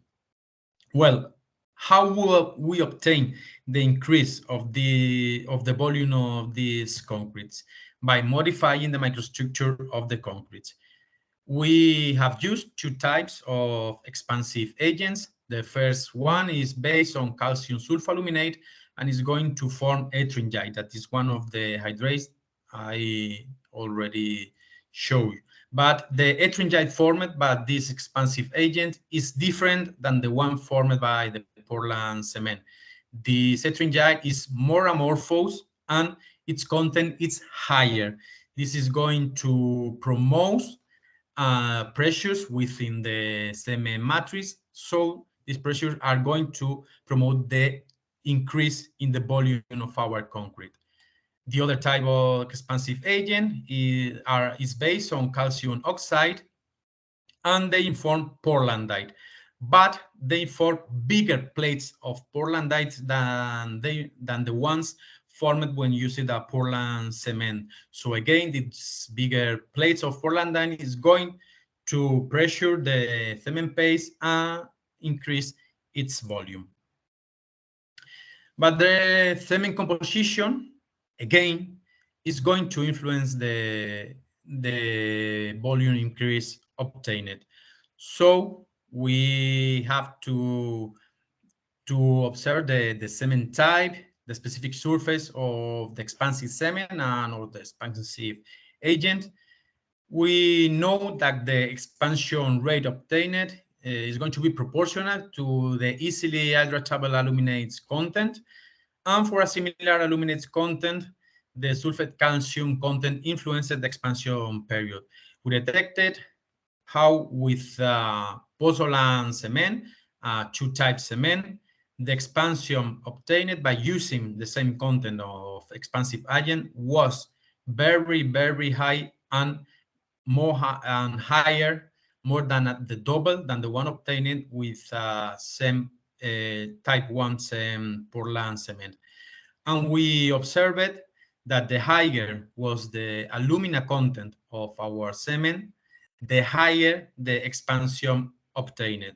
So again, the chemical composition of our cement is going to influence a lot the microstructural development of the cement pastes. And if we talk about nanotechnology in concrete to make high-performance concrete, the nanotechnology has allowed us to convert a passive materials in an active small materials with different characteristics such as self-diagnosis, self-healing, curing, purifying action, etc. And this is mainly due to modification in the microstructural level through a physical and chemical reaction. For example, in the expansive concretes I have just told to you, we develop photocatalytic expansive concretes by adding a photocatalytic agent in our concrete. So we use a combination of two external agents, expansive agents and a photocatalytic agent. And we observed how the inclusion of the photocatalytic agents increases the expansion obtained for the same expansive agent content. And this sent by observation in the electronic microscope, we detected that the photocatalytic agents act as a nucleation point for the hydration of the expansive agent, thus increasing both the reactivity velocity and also the content of expansive hydrates formed. And another example of high-performance concrete with microstructural modification is the self-healing concrete that Gonzalo has mentioned something about this special concrete, talking about fatigue loads in the discussion. And we have two types of self-healing in the concrete, the autogenous ones, that is due to intrinsic properties of the material, but also the autonomous ones that is based on the incorporation of external agents with healing capacity. In this sense, we include in our concrete the healing agent that can be mineral mixtures, bacteria, or adhesive agents. And we have to include these agents, but with a protection, capsules or a vascular system. We develop self-healing ultra-high performance concretes in our institute in a project in collaboration with Tecnalia, and we use a combined system. On one side, we use an adhesive system, epoxyamine, that it was a commercial product used for crack repairing that was based on two agents. On one side, the epoxy compound was encapsulated in silica capsules, and we modified the microstructure of our cement paste because we produce silica nanoparticles amine functionalized. We incorporate these silica nanoparticles during the mixing process, so we obtain CSA gels with amine in its composition. In this sense, when a crack breaks the concrete matrix and breaks the capsule, the resin flows through the crack, and when the resin was in contact with the amine groups of our CSA gel, it sealed and healed the crack. In this sense, we obtained ultra high performance concrete with high tightness, and when we make the crack, after 20 days of cracking, we observed that the crack was completely sealing by using this system. And also we obtained a more durable concrete against chloride penetration. At last, in this presentation, I want to talk about a preliminary results of the microstructural mechanisms involved in the concrete maturation induced by fatigue loads. These results are complementary to the ones presented by Jose Joaquin Ortega, although we have observed differences in the thermogravimetrical analysis, as I'm going to show you. The performance observed under these fatigue loads, that is the increase of the strength of the concrete after the fatigue loads, could be two reasons or two explanations. We have physical modification by pores compaction. We can observe a material loss promoted by the constant fatigue loads, and this material loss can clog our pores. but maybe there are also any other microstructural phenomena such as chemical reaction or hydration processes. So first of all, we observed the pore size distribution of concrete after fatigue lows, that is the red line, and with no fatigue lows, that is the green line. And as Jose Joaquin has presented, we observed a decrease in the total porosity after the fatigue lows, and also a decrease in the mean pore size. So we have obtained a more refined porosity. This can be due only to physical modification, but also to hydration processes. In our thermogravimetrical analysis, we do detect differences in the derivative of the thermogravimetric analysis. In the shoulder or the signal corresponding to the CSH plus ethylene gyrate, we detected a shift of this signal and also an increase of the signal in temperatures more related to CSH gel instead of ethylene gyrate. In fact, if we calculate in a quantitative, in a semi-quantitative way, the ratio between the CSH content and the ethylene gyrate content, we observed an increase of the CSH of this ratio, so an increase of the CSH after the fatigue low. So possibly we have obtained hydration of anhydrous phases remaining in our concrete, but also maybe we have secondary hydration processes that are our previous CSH or other hydrates are reacted during this phenomenon. But this is only a preliminary study that we are making with the University of Castilla-La Mancha. And the remarks for this presentation, I want you to keep in mind that high-performance concretes are not only high-strength concretes, that the performance of the concrete is related to the microstructure and its evolution over time. Most of the changes achieved in high-performance concretes are related to modification or improvements in the microstructural characteristic.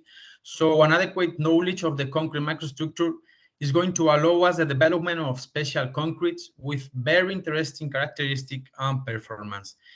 And at last, that many of the improvements or reduction in the characteristic of the performance of our concrete are going to be related to microstructural phenomena. Thank you for your attention, and I give you my email address in case you can ask me something related to this study. Thank you very much. Thank you very much, Jose Luis. Maybe we can allow one short question before we move to the next talk that you are going to give. Any comments from the audience?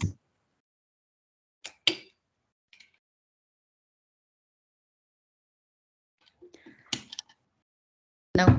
I would like to ask Jose Luis. Sorry.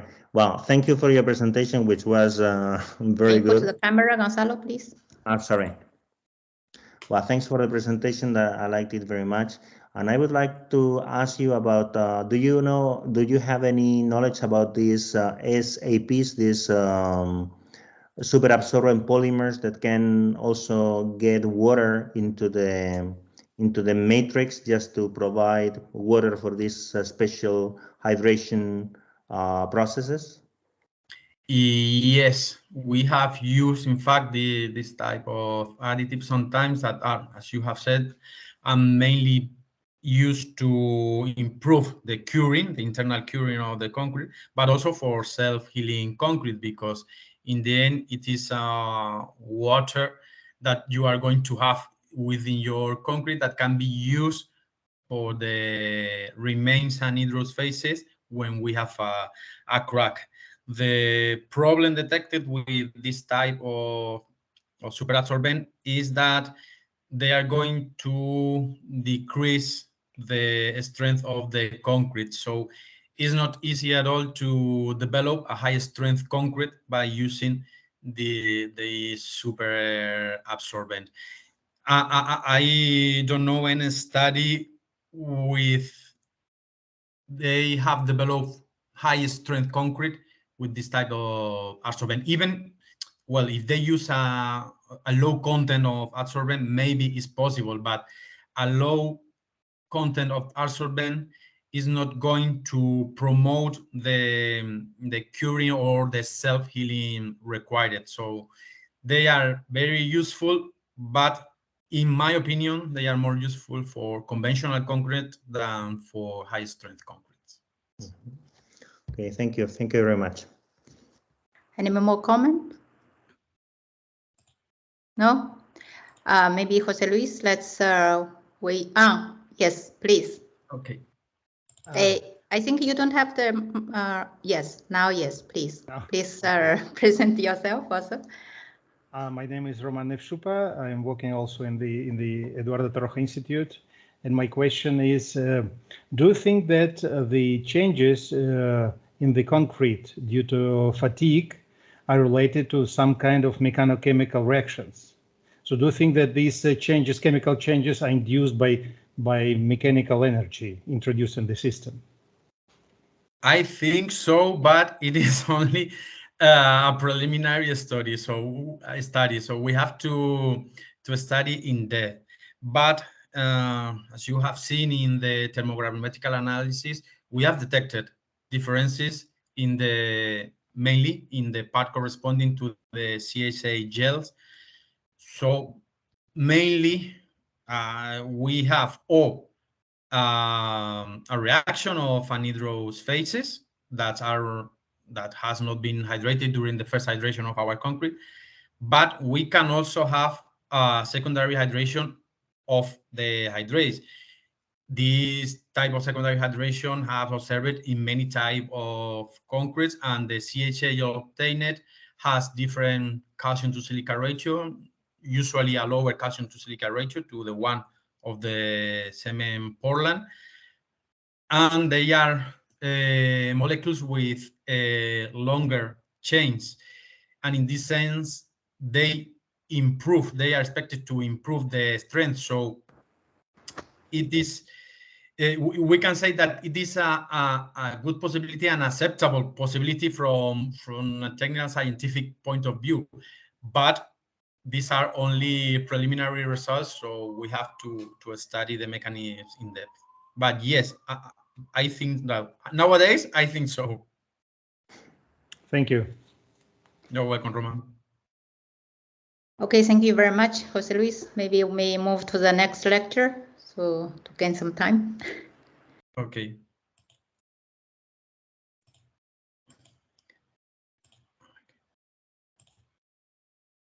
I'm going directly to the PDF.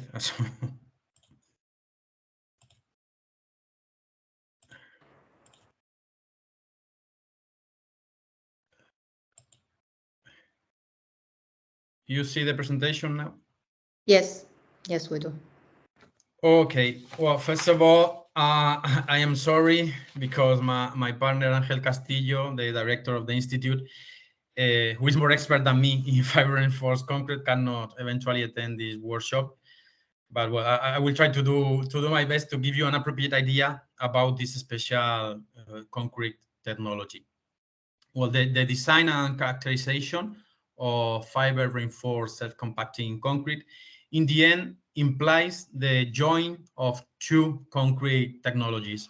On one hand, the self-compacting concrete that are going to mainly promote modification in the fresh state of our concrete, and the fiber reinforced concrete that promotes modification mainly in hardened state of our concrete. So when we put together both concrete technologies, we obtain a fiber reinforced self-compacting concrete. In this sense, I think it's easier to understand the technology by talking firstly about the self-compacting concrete, then about fiber reinforced concrete, and at the end of the presentation, I will talk about the union of the two concrete technologies.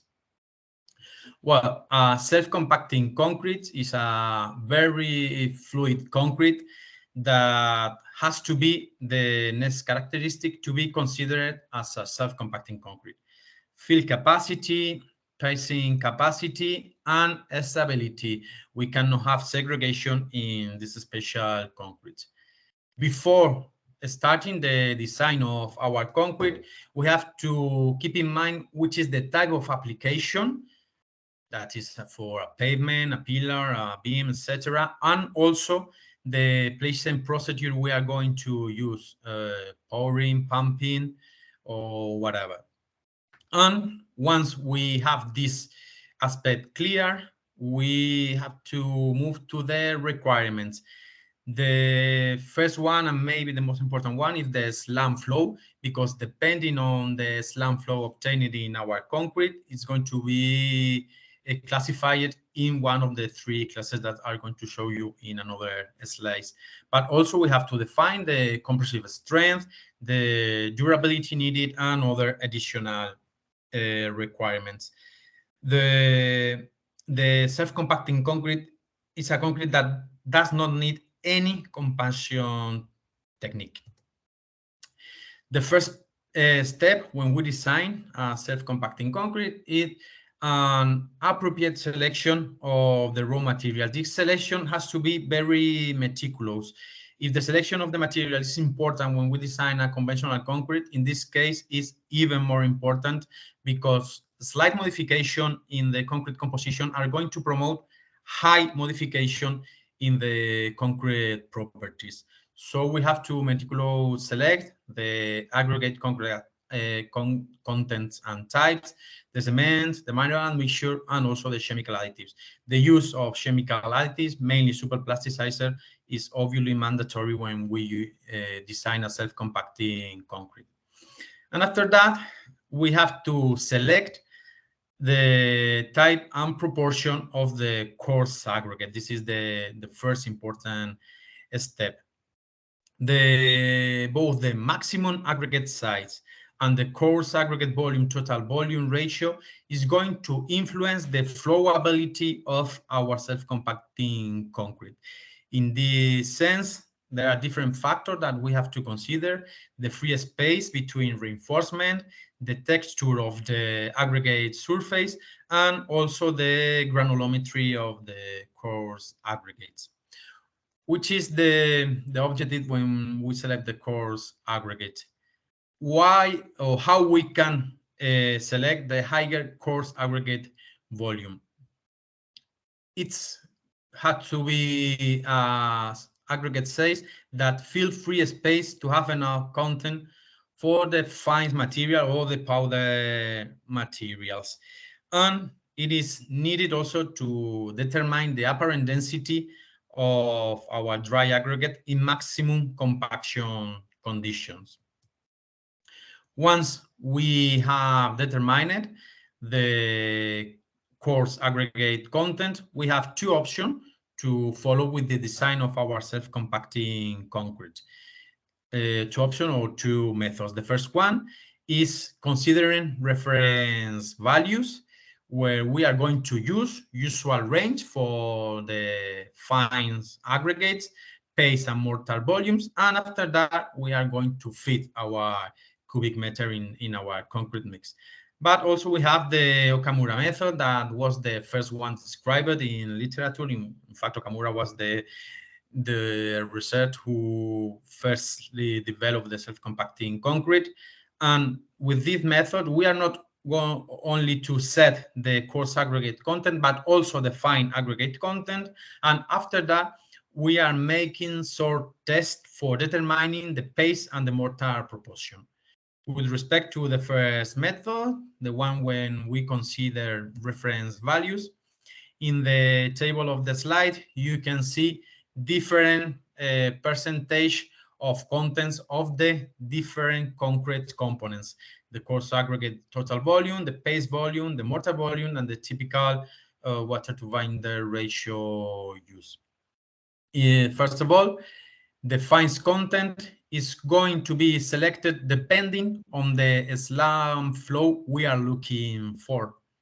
And the other volumes will be selected between the range showed in the table, but after that we have to fit our cubic meter. We call fines the material that has a particle size below 125 microns.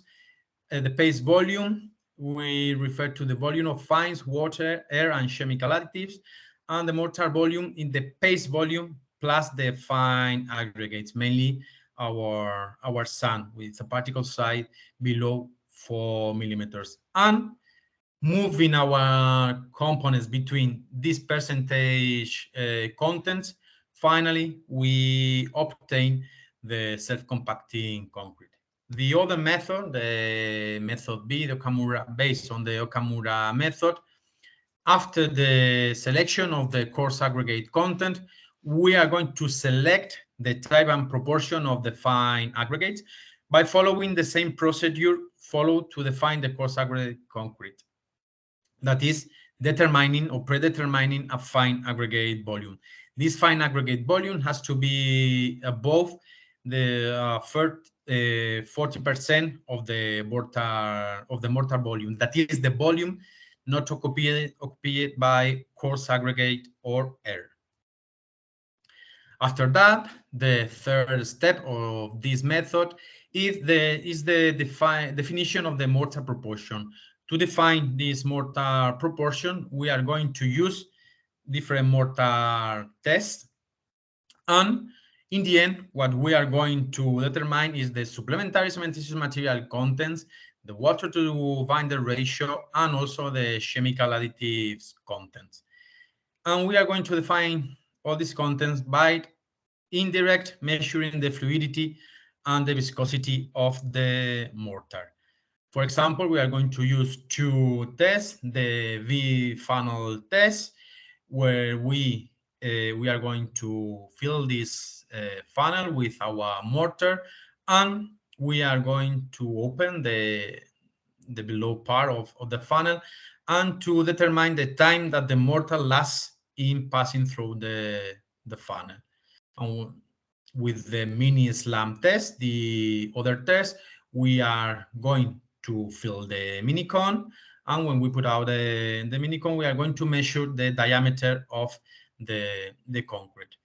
We are going to obtain two values, one in each test, and these values are going to be similar to the reference values given by the method.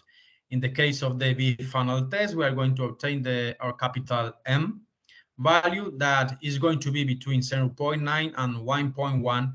And in the case of the mini slam flow test, we will obtain the RM value that is going to be equal or at least similar to 5. Once we obtain the reference value, we have obtained adequate or appropriate contents of the raw materials of our mortars. To define also the chemical additive doses, mainly our superplasticizer doses, we are going to use the Marsh content, where we fill the cone with the mortar, and again we measure the time that the mortar lasts through passing through to make the Marsh cone empty. We are going to increase in each test the superplasticizer content up to a point that we call saturation point, when we did not observe any improvement or any reduction in the time, or even we can observe an increase of the time. So in this saturation point, we can say that we have achieved the chemical additive doses adequate. Once we have our self-compacting concrete composition, the fourth step are the laboratory tests, when we have to try that we have made a good design and make some modification, because usually we have made some modification in the concrete mix.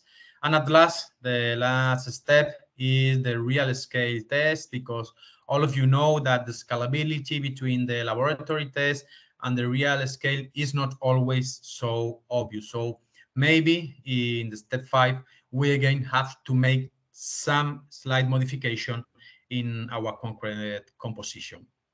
So a summary of the design of a self-compacting concrete: the steps the first step, or step 0, is to determine the required SLAM flow.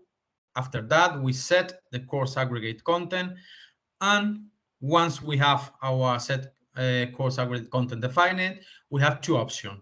The method A, where we use reference values. In this method, we set ranges for paste and mortar volumes. We close to the cubic meter, and we have to verify that the range we have selected are appropriate. The method B, based on Okamura method. First of all, we define the fines aggregate content, and after that, we are going to determine the proportion of the other mortar contents by making the test I just show you. After that, in all the cases, in both methods, we make laboratory tests for finally define our self-compacting concrete, and the last step is the real test in the real scale. How we characterize self-compacting concretes? Obviously, the main differences are in the fresh state, because is where the self-compacting concrete behave different with respect to a conventional concrete. First of all, if we want to measure the fluidity and the fluidity velocity, we are going to use the slam flow test. And we measure the diameter obtained by our concrete mix, and this diameter is going to be related to the tension required to initiate movement. Regarding the diameter obtained in this slam flow test, we can put our concrete in a different slam flow class, that it is very important for the definition of the self-compacting concrete. With this slam flow test, we can also measure the fluidity velocity by measuring the T500 time. That is the time that our concrete mix lasts to reach a 500 diameter. To evaluate the passing capacity of our self-compacting concrete between narrow openings, we use the J-ring test, and we are going to measure the difference in the diameter obtained with and without this ring. And also, we are going to measure differences between the height of the concrete inside the ring and outside the Japanese ring. But also, we can use the L-box test when we are going to fill the box, and the concrete flows through the horizontal part of the box. And we have to measure the height inside the L-box and at the end of the horizontal part of the box. And this parameter is going to give us an idea about the passing capacity of our self-compacting concrete. To evaluate the viscosity and the filling capacity, we are going to use the V-funnel test that is very similar than the one used in mortars, but it is bigger, obviously, because here we're using concrete, and we have to measure the time that the concrete takes to flow out of the funnel. And at last, other important characteristic to be evaluated is the resistance to segregation. And we are going to evaluate this characteristic by using the shift segregation test. We are going to pass our self-compacting concrete through a sieve with square openings of 5 millimeters, and this is the way of evaluating the segregation of our concrete. Well, once we have talked about the self-compacting concrete, I'm going to talk about the fiber-reinforced concrete. Fiber-reinforced concrete, the first thing I want to say that we have many historical examples of the use of fibers in cementitious material. For example, in the adobe, where that they are mix of 20% of clay and 80% of sand and water, plus straw, horsehair, and dry hay as reinforcement. And we have several examples around the world, and also here in Spain. Why we use of fiber reinforced concrete? Well, the use of concrete and fibers, concrete and fiber has been used for many years also. For example, in the asbestos for more than 100 years, in the cellulose for 60 years, and now usually we use steel, glass, or polypropylene fibers. Which is the objective of the use of the fibers in a concrete? Is going to improve the concrete properties during the first hours by decreasing the plastic cracking risk. It's going also to improve the flexural and or the tensile strength, to improve the impact strength, and to control the cracking and the failure modes of the concrete, providing ductility. In the end, a fiber reinforced concrete is a composite material where we have three phases. The reinforcement phase, that is our fiber. In this case, firstly, I'm going to talk mainly about steel fibers because are the more used in the fiber reinforced concrete. Our fiber that is going to provide resistant, mechanical, conductive properties to the concrete. You have the concrete matrix phase that is going to maintain the geometrical integrity of the material and also is going to provide mainly the compressive strength of the material, and the interface between the fiber and the concrete that is going to transmit loads between both phases. When we have a fiber reinforced concrete and the uniaxial stress performance, we have to keep in mind that the fibers are going to be randomly distributed in three dimension in our concretes, and after the matrix cracking or failure, the fibers are going to slide through the concrete matrix, but in a certain way, the fibers are going to show the crack, thus maintaining the integrity of our concrete even after cracking. Obviously, this only occurs up to a certain crack opening of the concrete. Several considerations for designing a fiber reinforced concrete. The volume of fibers to be incorporated in concrete directly depends on the maximum aggregate size. In the slides, you can see that the distribution of the fibers in the concrete is going to strongly depend on our aggregate size. The distance between the fibers must be equal to the distance between coarse aggregate particles. So we have to consider the maximum aggregate size, and the maximum fiber length has to be between 2 and 2.5 distance between coarse aggregate. And again, in the lower part of the slide, you can see when we talk about a good distribution of fibers, when they pass through different aggregates, or a bad distribution of fiber when they are not passed through many aggregates. The usual mixes used when we design fibers for concrete implies the use of fibers with a length between 20 and 60 millimeters, but this can change a lot depending on which type of concrete or which type of use we are looking for. The fiber contents will vary between 20 and 60 kilograms per cubic meter, except if we are talking about ultra high performance concretes, when the fiber or microfiber contents are higher.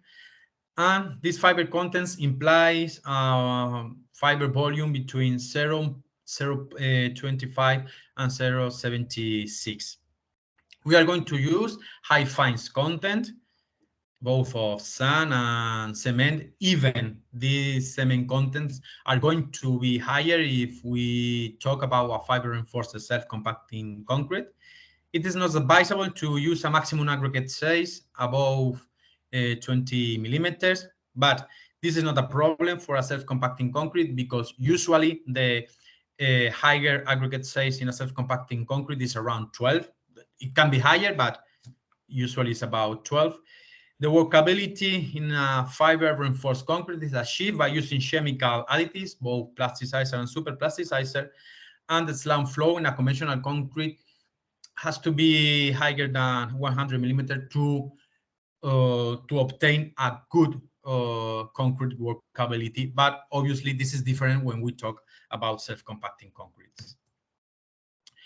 in the fabrication of a fiber reinforced concrete, the fibers are going usually to be added last. In fact, in a concrete plant, they can be added on the material transport belts. And if we use this type of presentation of the fibers as glued combs, it's very good because improve the dispersion of the fibers within the concrete matrix and reduce the risk of edge formation. And this is very important in self-compacting concrete because the self-compacting concrete during the transport period can form easily exegots. So this is very important when we talk about fiber reinforced self-compacting concretes. But also, apart from steel fibers, we can use polypropylene fibers. In this case, they usually are short fibers with a length below 25 millimeters usually, and they are added in a volume below, sorry, in a percentage below 0.1. Usually, the polypropylene fibers in appropriate contents, obviously, are not going to strongly modify our concrete mixing process or our mixing step. Why we use polypropylene fibers?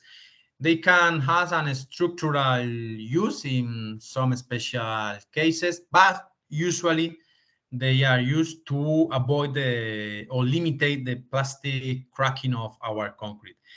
The plastic cracking occurs when the concrete just placed in and finished it is exposed to warm drying wine and then develops cracking over the surface of the concrete. The plastic shrinkage cracks will appear in the first few hours of the concrete life. In the beginning, we have a concrete in the fluid state, so it can deform without problem, but when the concrete is starting to set, it's going to be transformed in a low strength solid. So this is the critical period where the plastic cracking can appear. But also the polypropylene fibers are used to increase the fire resistance of the concrete. Why? To avoid the spalling that occurs in the fire cases. Why? Because the fibers are going to melt temperatures about 160 Celsius degree. So they are going to leave free pores within the concrete when the temperature of our concrete increase. In this sense, the water vapor of the concrete are going to have several free pores, several free spaces to be placed, so decreasing the pressures or the water pressure promoted within the concrete.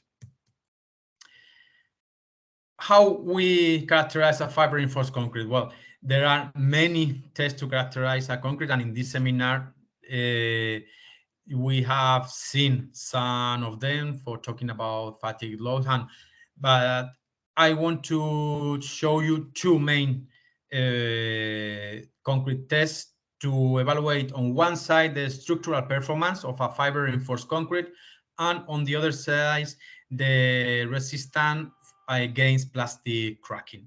To evaluate the structural performance, we can determine the flexural tensile strength, the limit of proportionality law. In fact, in this test, we are evaluating the residual strength of our concrete because we are opening a crack just in the center of our concrete, and we measure the load related to each crack mouth opening displacement.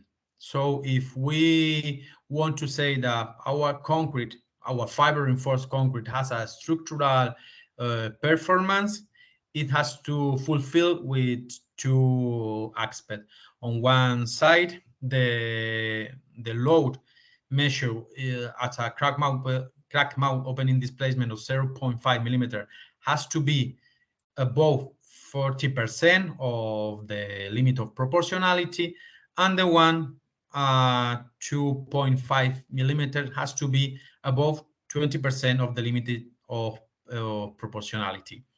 With respect to the resistance to plastic cracking, we can use the ring test, where there are a steel ring test and surrounded by concrete.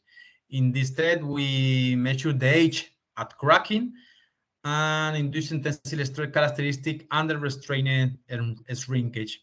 So we monitor the cracking appear and also the velocity of the crack opening. And we can see if our fibers decrease the velocity of this crack opening. We have to consider that when we design a fiber reinforced concrete, the fiber content can allow us to obtain a structural or a non-structural concrete. For non-structural application, the fiber content volume used to be between above 0.3%, and then we increase the fiber dosage up to volumes about 2.5, where we talk about ultra high performance concretes. Well, consideration for join both concrete technologies, the self-compacting concrete and the fiber reinforced concrete. First of all, I want to say that a fiber reinforced self-compacting concrete is going to be a concrete type with a very high flowability, workability, that transport fibers in a dosage of at least 0.3 of volume. It's going to improve our concrete characteristic in many times, but I want to remark that when we use a self-compacting concrete, the fiber orientation can be beneficial, and also that the mixed design of self-compacting concrete is going to promote higher fiber dosage. So if we are allowed to use higher fiber dosage, we can improve the structural performance of our concrete in a better way. How we design a fiber reinforced self-compacting concrete? We have to define the material and structural performance requirements, also the production requirements and all the boundary condition. We have to select an appropriate combination of concrete type, and fiber dosage, and also an appropriate granular skeleton of aggregate, and the composition of our binder system, that is the cement plus the supplementary cementitious materials, has to fulfill the requirements with regard to fresh and hardened state properties. The most or the easiest way to design a fiber reinforced compacting concrete is start the mixed design process with a flowable matrix, but without considering the fibers, and after that add the fibers, because the effect of the fibers on the workability of concrete can be limited at a low fiber dosage, but is going to be significant if we use higher fiber dosages. In this sense, the maximum fiber dosage is determined by the size, the distribution and volume of the aggregates, and the fiber type. We can observe a moderate relative decrease of flowability, but if the fibers modifies a lot our fresh state, we have to modify the concrete component, and we have to modify also the chemical additives, more important for high fiber contents. Regarding the passing ability, the selection of fiber based on geometry and dimension of the structure to be produced has to be done. And regarding the reduction of filling ability, we have to consider the product of aspect ratio and fiber volume. The performance of this special type of concrete in compression. Here you have how it performs on a conventional concrete, a self-compacting concrete, and a high-strength concrete with and without fibers. The fibers increase in strain capacity in the post-cracking stage, and in the fiber reinforced self-compacting concrete, usually a slightly decrease of the compressive strength is detected with respect to the plain self-compacting concrete, but also significant increases has been reported mainly when we use short fibers. So we cannot say any statement about this issue, but it is for sure the fibers increase the ductility in compression. with respect to tensile and flexural strength performance of the fiber-reinforced self-compacting concrete, it is obvious that the fibers increase the flexural strength of our concrete, and also that the maximum flexural and splitting tensile strength are going to be increased at increasing fiber dosages. At last, I have a video, but with the PDF presentation, I cannot show you, but it's only to show you a fiber-reinforced self-compacting concrete that we are developing in the institute in a project in collaboration with the University of Castilla-La Mancha. You can see here the concrete composition used and the compressive obtained. We are talking about a high strength concrete, even an early high strength concrete with a compressive strength at 1 day of 50 megapascals. And the remarks of my presentation, I want you to say that the fiber-reinforced self-compacting concrete combines two different concrete technologies: the self-compacting concrete that mainly modify the fresh state of our concrete, but they are also some durability aspect very important when we use self-compacting concretes, and the fiber-reinforced concrete that is going to improve the hardening state of our concrete, mainly under flexural load. An adequate mixed design process must be made considering all the requirements involved.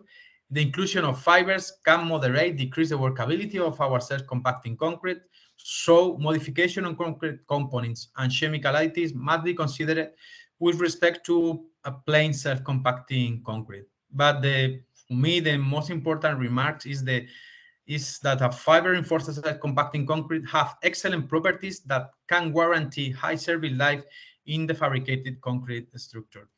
Again, thank you very much for your attention, and I hope I don't bore you so much. Thank you. Thank you very much, Jose Luis. Is there any short question? No, otherwise we move to the next talk so that we gain a little bit, and after the lecture of Miguel Angel Vicente, we can go to the discussion time for other talks. So Professor Miguel Angel Vicente is an associate professor from the University of Burgos, and is the director of OSINO, which is Auscultation, Instrumentation, and Structural Control Research Group at the university. And one of his research fields is the relationship between the microstructural concrete and its macroscopic response, especially in fatigue, through the use of computed tomography. Also, he's a very active member of several technical committees of the ACI, the American Institute of Concrete, non-fatigue concrete, and non-destructive testing of concrete, and also concrete wind turbine towers. And Miguel Angel, go ahead. Right. Okay, thank you very much, Rina, and all the organizers of these really good workshops. Okay, I think we are sharing the presentation. That's true. Can you make it bigger? That's better. A little bit more if you want. Is this you are at page 4, right? Yes, I am at page 4. Okay. Okay, so I think now it's better. Okay, so okay, so thank you very much, everyone. My name is, as Rina has said, is Miguel Vicente, associate professor, and also I am the director of the AUSINCO research group. So the title of my presentation is the use of computed tomography in the study of fatigue in concrete. Here is the content. First, I will start with the introduction. Next, I will talk about the fundamental of computed tomography. In the third point, I'm going to have a short note about computed tomography in medicine. And next, I'm going to talking about the computed tomography beyond medicine, which is more interesting for us, I think. In the point number 5, I am going to talk how to extract the maximum information provided for the CT scan devices.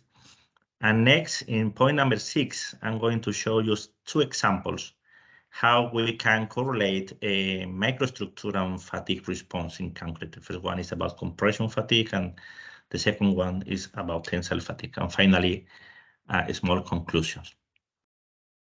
Okay, so the basic idea that we have pushed us to work on these research fields is the following. Okay, on the one hand, we have concrete, which is, as you know, and everyone knows, a very complex material made up of several components, such as the cement paste, the aggregates, the ports, the cracks, if we have cracks, the fiber in case of fiber reinforced concrete, and so on. And also the distribution of these components inside the specimens is always different. So it's okay. So there are no 2 specimens that they have the same distribution of these components inside them. Okay, so and also this distribution is random. We can not the ability of control exactly the position of these different elements inside them, inside the specimen. Okay, and on the other hand, we have the fatigue response of concrete, compression fatigue, flexure fatigue, tensile fatigue, etc. As all of us, I think we have worked on fatigue, so we know that it's the fatigue like is a very scattered parameter.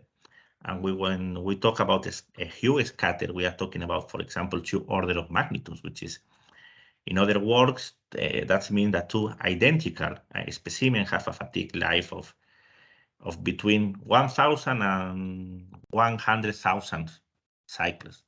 And it is considered normal, considered common, okay? But of course, from an observer outside of us, he will say, okay, it's not very normal.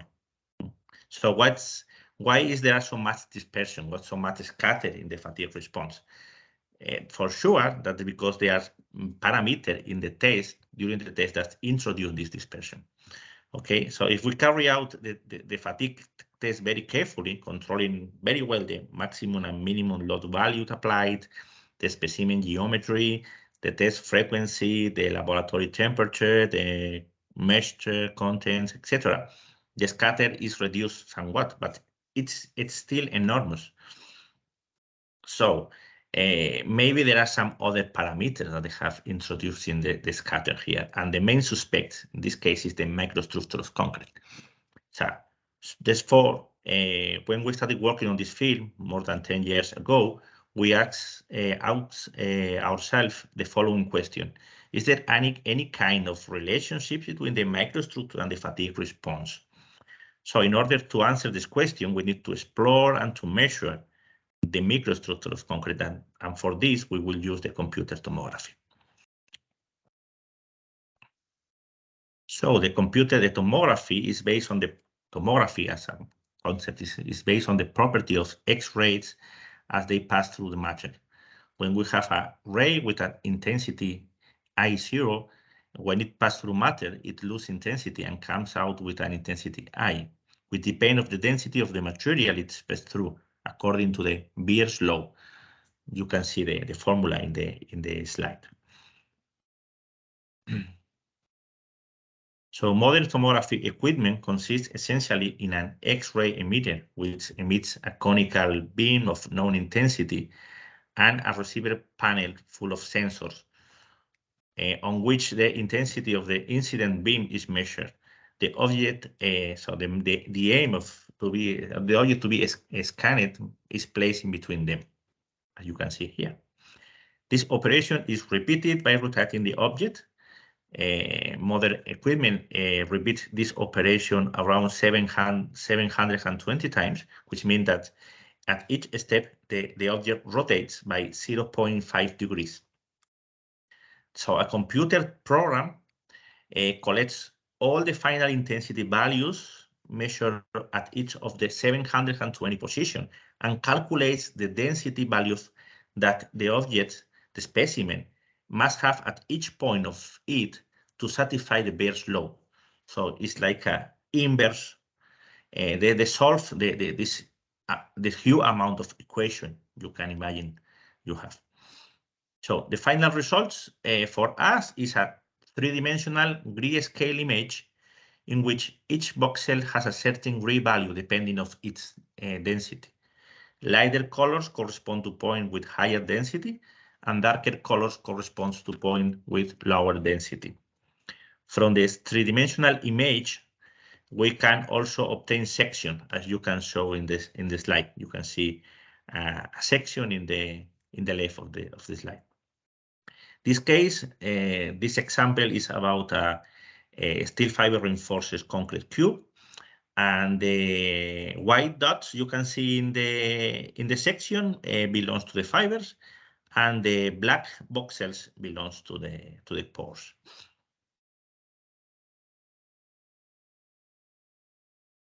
So the mathematical principles of the computer tomography were established at the beginning of the 20th century. However, at this moment, there were no computer tools to do this calculation. So we have to wait till the 1970s to get the first practical application of this technology, which were in the field of medicine. Here you can see in the drawing one of the first tomographies carried out in the United States. So even nowadays, the most widespread use is for medicine. Any hospital, most of our hospitals have a CT scanner to identify diseases or internal problems in our bodies. In this case, the equipment used in medicine have some characteristics. First, the energy of the X-rays is very low in order not to damage the tissues of our bodies. That means that the resolution is poor. Usually, medical equipment is not able to detect small needles in our body smaller than 1 millimeter.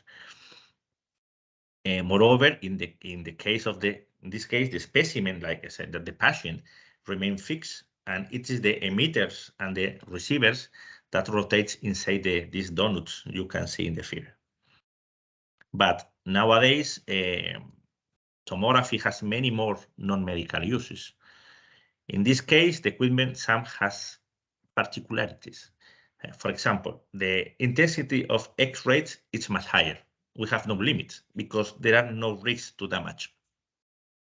So that means that we improve the resolution and also the sharpness of the images. We are talking about 0.3 millimeter or even smaller. Secondly, the specimen rotates while the emitter and the receiver remain fixed. So the shape of the CT scan is really different from the one we can see in a hospital. So as I mentioned above, the tomography is a common diagnostic technique in medicine, but also it's used intensive in research. In this slide, I show you a research we are working right now in collaboration with the CNIE, which is the National Center of Research on Human Evolution, which is placed here in Burgos, and also with the Faculty of Medicine of the Complutense University of Madrid. This aims to determine the orientation pattern of the axons in a human brain. So we are working right now on research groups on this field. So and we have we received the CT scan carried out in the CNIE, and we try to extract to isolate and identify the axons. They are like fibers. And we show the rest of the researchers of this group, the main parameter, the main orientation, and so on. Okay, outside medicine, computer tomography is used in many different fields. Okay, so I'm going to show you some of the most relevant ones. For example, paleontology, which is very common. It is a natural field because it is very close to medicine. The first work were published in 1981, and the computer tomography technology has the advantage that we can analyze, explore the specimen without damage them. As a curious fact, the tomography equipment of the University of Burgos was acquired in around 2008 to scan the findings of the Atapuerca sites, which is near Burgos. Next, we use this device for concrete. Okay, A variant of paleontology is the study of mummies, which is particularly noteworthy. Again, it's possible to study mummies without damaging them and to observe their physical form, the face, like you can see here, on even the internal parts, the bones and whatever. So there are many research works in this field. Another application is the historical heritage. The first work was published in 1986. Perhaps the most mediatic example is the Antikythera mechanism, which is like an analog computer from the Greeks. Studies say that it was built in the Greeks by the Greeks between 150 and 100 before Christus. It is one of the first research works in which the general population discovered this technique, because National Geographic makes some documentaries showing this research. Okay, also it's using in computer tomography is also using metals. The first study was published in 1981, and in this case, tomography has application in the quality control of pieces. It is especially useful for detecting pores or damage inside pieces, especially those manufactured by injection, for example, or the most modern ones done manufactured by 3D printing. This use is widespread in the most cutting-edge sectors like aerospace, aeronautic, or also military industries. Okay, similar to the previous one is the composites. Again, the first work were published in 1983, and it is quite similar to metal. It is mostly used in special pieces, high responsibility pieces. Okay. For example, it's also used in rocks. The first works were published in 1993, really late, I think. And in this case, the most interest is porosity, because one of the most interesting industry in this field is the oil industry, because here you can extract rocks from the ground and you can scan them and you can analyze if the rock has the good properties to contain oil or gas, and in what quantity. So to detect oil fields or gas fields. So again, for pavements, for example, first works were published in 1999, and it is mostly used for research in order to analyze especially the pores to check, especially in the case of this one draining pavements, was the most modern draining pavement, to analyze the microstructure of the pores and if it is valid